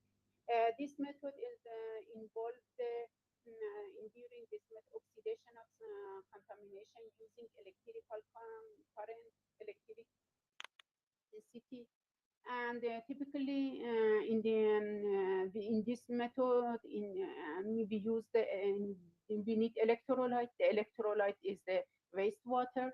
The electrode that we are using in these systems are MMO, metal mixed metal oxide, or BDD, boron diamond. Normally the BDD is very expensive, so we could able to build up our own mixed metal oxide electrode. During this method, this OH radical can be produced on the surface of this electrolyte, and then you can see the different electrodes that has been packed inside the case. And this method actually has been used for different industrial wastewaters. You can see here the sample has been, this sample is from the sand washing industry. This is before the treatment, and this one is the after treatment. As you can take a look to the COD diagram, the red one, you can see that this method was able to decrease the COD to the less than 100 ppm. The second method is, as I mentioned before, the paint and the resin industry. They have a special in the wastewater that is not able to implement to treat it with the biological treatment. So you can see with this method, this is before, this is after, and you can, if you take a look to the COD diagram, you can see that even though the COD has reached to the regulated standard. Okay. One of the other production, and I need to mention that this equipment now what I presented here is a prototype base. But however, we are in the middle of the building the pilot plan for the electrooxidation. The only problem with the electrooxidation is the energy consumption that pretty much is high. So what we did, we are right now we are trying to merge and other treatments, such as other treatment method, and build up the hybrid system to be able to treat the wastewater treatment, industrial wastewater in large scales. The other technology that right now we are focusing on that is ozone production. Ozone, normally, as we know, the ozone can be actually can be generated by UV discharge of the by light, naturally from the lightning. Also, cold plasma. It means if you apply the high voltage between two electrodes and passing the oxygen in the form of the gas, this oxygen air in air or in pure oxygen can be converted to the ozone. But there is a problem here. To use, to implement, to utilize this ozone in the liquid phase, and for example, let's say you are using the ozone for disinfection, or you want to use the antibacterial or stuff like that. This ozone should be dissolved in the water in appropriate amount, and to see the antimicrobial effect. So we have first, the generated ozone is in the form of the gas. The second, we need to dissolve it in the water. Unfortunately, it is very difficult and sometimes impossible for the small and medium industry to dissolve to provide this condition, since this to dissolve the ozone in the gas phase in the water is require complex and pressurized equipment. So what we did, we used the electrolyte ozone generator. How? And this electrolyte ozone generator, actually this method, in this method, the dissolved oxygen in the water produce ozone. In this method, we have water. There is the oxygen, dissolved oxygen in water. If you can apply these to a special electrode, you can apply the potential between the electrodes. You can directly convert the ozone, dissolved oxygen to the ozone. Compared to the other method, in electrolyte ozone generator has many advantages for a small and medium scale, and it is easy also. You can see the picture here, the photo here. You can easily be used. We do not need the pressure here. Right now, this, for example, here we did the ozone, we did the experiment and calculated and measured the ozone generated by this method. You can see in the first, we had the build up so far. We build up two versions of this. You can see the first one is the generation of the ozone generation is about less than 0.2, while in the second one. Interrupting. Your session will end in 5 minutes. Yeah, I couldn't. Sorry. Okay. Okay. I'm at the end. I don't have. Maybe I want to the slide. And is the big one in the also in the big one that the scale level one that normally right now we are using in the hospital for disinfection. And as a conclusion, due to the water scarcity and water crisis, focusing on the sustainable wastewater treatment is necessary.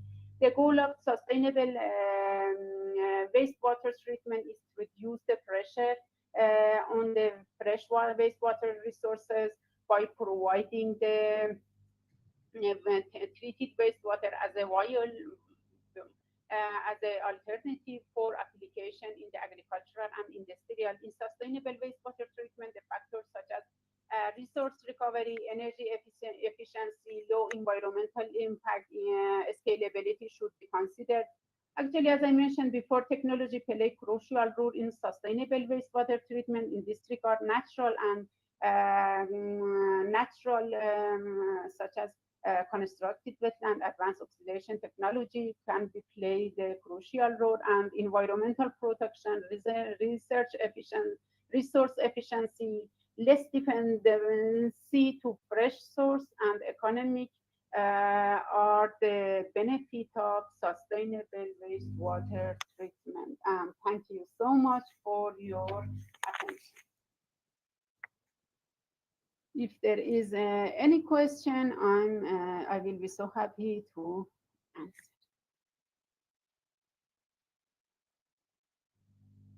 Thank you, Dr. Shanes Kazemi, for sharing just now. Now, we will have a quick presentation. Participants are welcome to direct your question to our speakers. So the first question is, can the permafiltration technology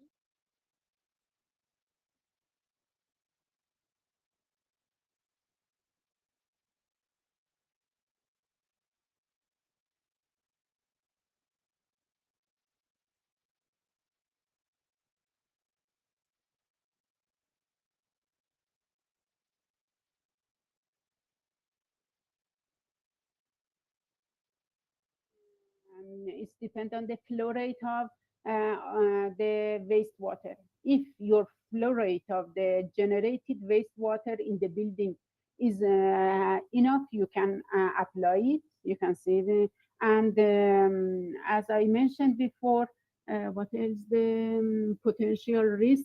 I think antibacterial. Okay, here we didn't do any antibacterial test. What the parameter that we already tested was the turbidity is one parameter, removal, electrical conductivity, again nitrate, again COD. These are the parameters that we already investigated. So actually there was no sludge production. There was no other generation, so it can be applied in any conditions. Just is depend the flow rate of the generated wastewater. This flow rate should be enough to you can to, for example, this is the one part. The other part is especially you need to have the septic tank here. If your building has a septic tank and enough flow rate, you can use this vermifiltration. Collecting data. Antibacterial, so unfortunately we couldn't do the antibacterial test, but for example, you can see the quality of the water. The quality of the water is enough. What you can see here, you can see other, for example, chemicals to reduce the antibacterial to bacterial or viruses. So unfortunately, so far this experiment is still this project is running. So maybe I will we will should consider the antibacterial as well. So is there any collecting data on the bacterial in the wastewater, river water? And definitely for the river water, we should have data for that, but unfortunately I don't have access. I couldn't find any data for the bacterial river waters. You know that for example, for the river waters, before the water transfer to the, for example, in the network, city network, they have the special treatment, disinfection. They are adding some disinfection chemicals, and they are somehow treated. There, of course, there are some macro antibiotics. No, wait, antibiotics. No. We don't have in Iran.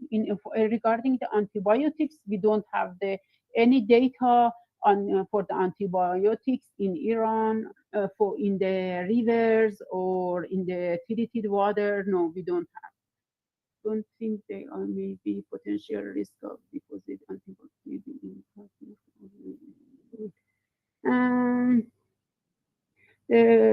Hopefully I could in the first question. The second question, data antibacterial cause my attention.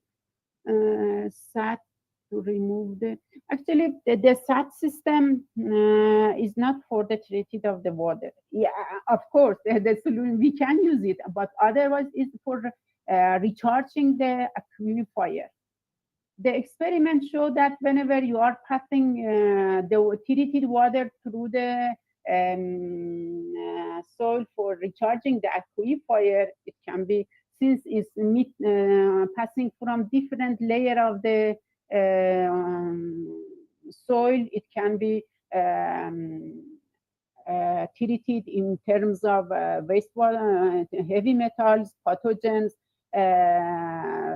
and personal pharmaceutical contamination. So far, unfortunately, we try, I'm not sure if this contamination, for example, antibiotics has been detected in our wastewater or not. I don't think so. I'm not sure.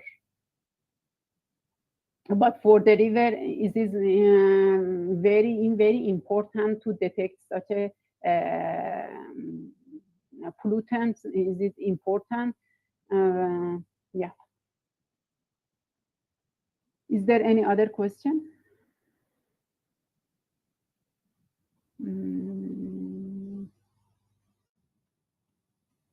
But in the impact of microorganism in the soil, actually there is microorganism in the impact of microorganism to survive, they need the specific conditions, but the conditions in the soil for growing and surviving for the microorganism, I don't think so. It's for example, virus or other sort of the microorganism, I don't think so. The situation is that enough to survive there, so they cannot affect the soil. How do emerging pollutants impact the wastewater treatment process in Iran? Actually, I can tell that in Iran, we don't, in this season, the focus is not emerging pollutant. I show you the example about the consumption of antibiotic consumption in the country in 2011. However, in this stage, it should be, I'm sure that it could increase. But right now, I don't have any information that if these pollutant have been measured in our treated water or not.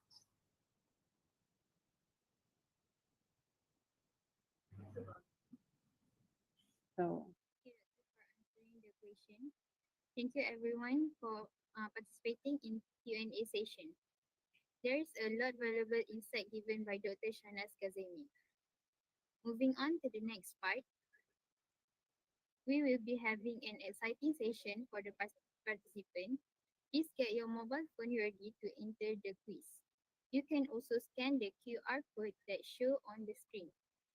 Good luck everyone. Winner of this quiz will be given prizes. Do make sure you are trying your best. okay, thank you so much. I think it's the time that I say bye and have a nice time. Hope to see you. Sorry for interrupted, but we take the picture first. Thank you so much.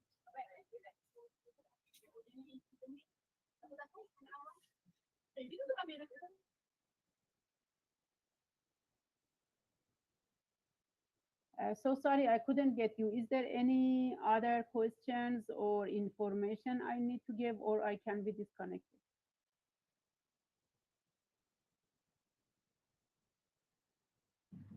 Now we have photo session. Okay, thank you so much.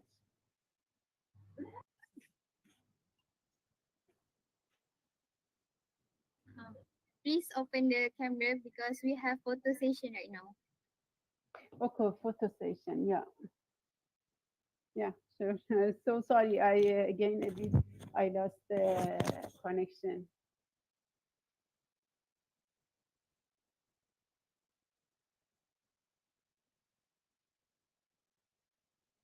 Shall I do any special action?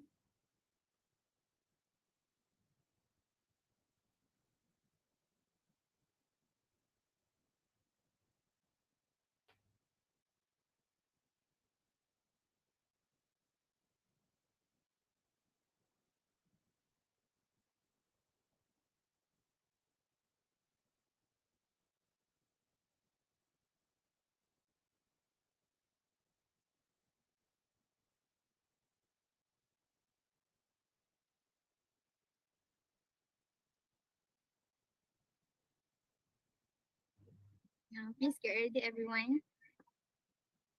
1, 2, 3. Smile. Okay, one more. 1, 2, 3. Smile.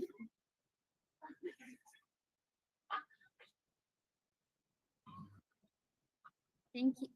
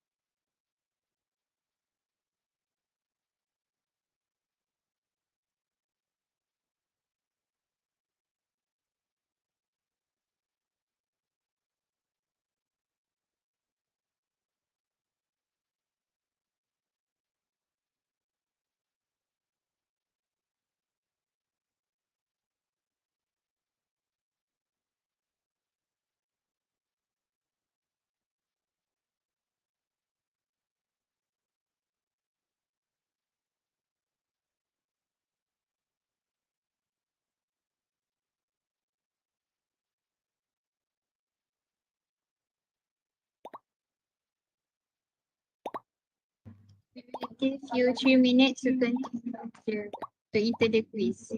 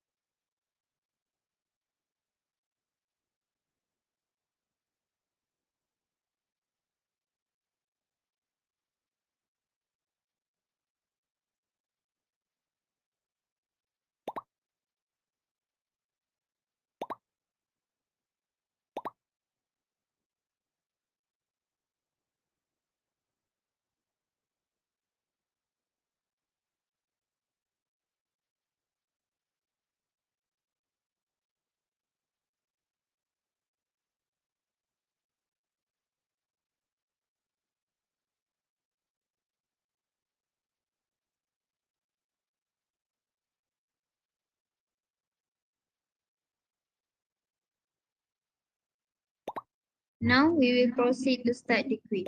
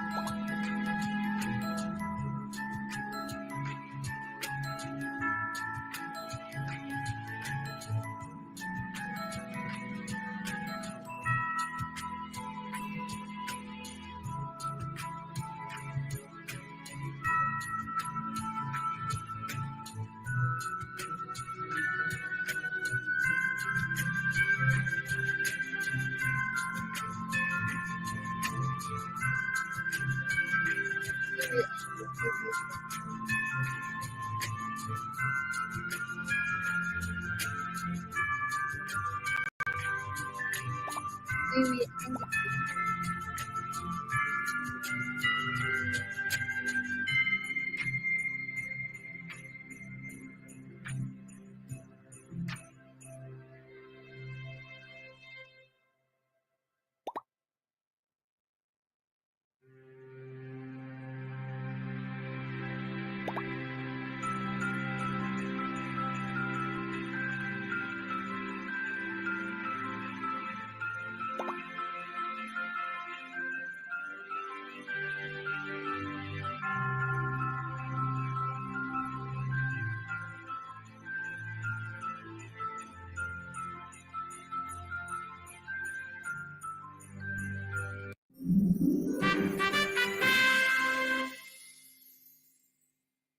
The third place is goes to Praise, and the second place it goes to Haq, and the winner for this quiz is 554240.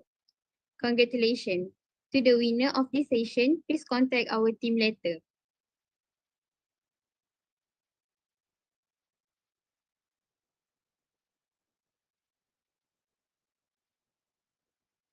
Toward the end of this session, it remarked that today's session had ended. Once again, a big thank to Dr. Shahnaz Kazemi for the insightful talk and everyone for participating in this session. The attendance link will be open for 15 minutes only. Please ensure you fill in it within the given time. The link is available in the chat box. Thank you. Ladies and gentlemen, we hope you enjoyed today's session and we are excited to see you again in tomorrow's session. Before we end, do remember to fill up the attendance provided in the chat box. You can also scan the QR code on the screen that concludes the fourth day of IFNSC 2024. Thank you everyone for your active participation throughout the day. Quick reminder to everyone, the theme for tomorrow's webinar is Air Pollution Crisis. The meeting link will be blessed on WhatsApp group. Please be alert and attend next Friday session. Now, we will continue with a video of the introduction of Rakan Alam Sekitar UiTM student chapter.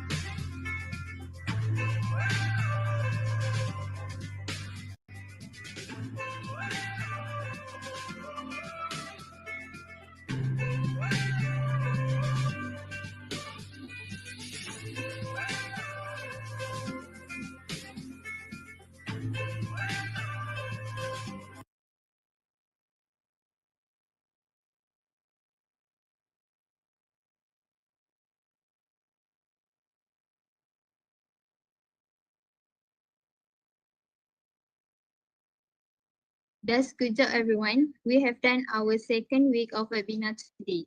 With that, I end this meeting today, and participants who have filled the form may leave the meeting now. Thank you and have a nice day.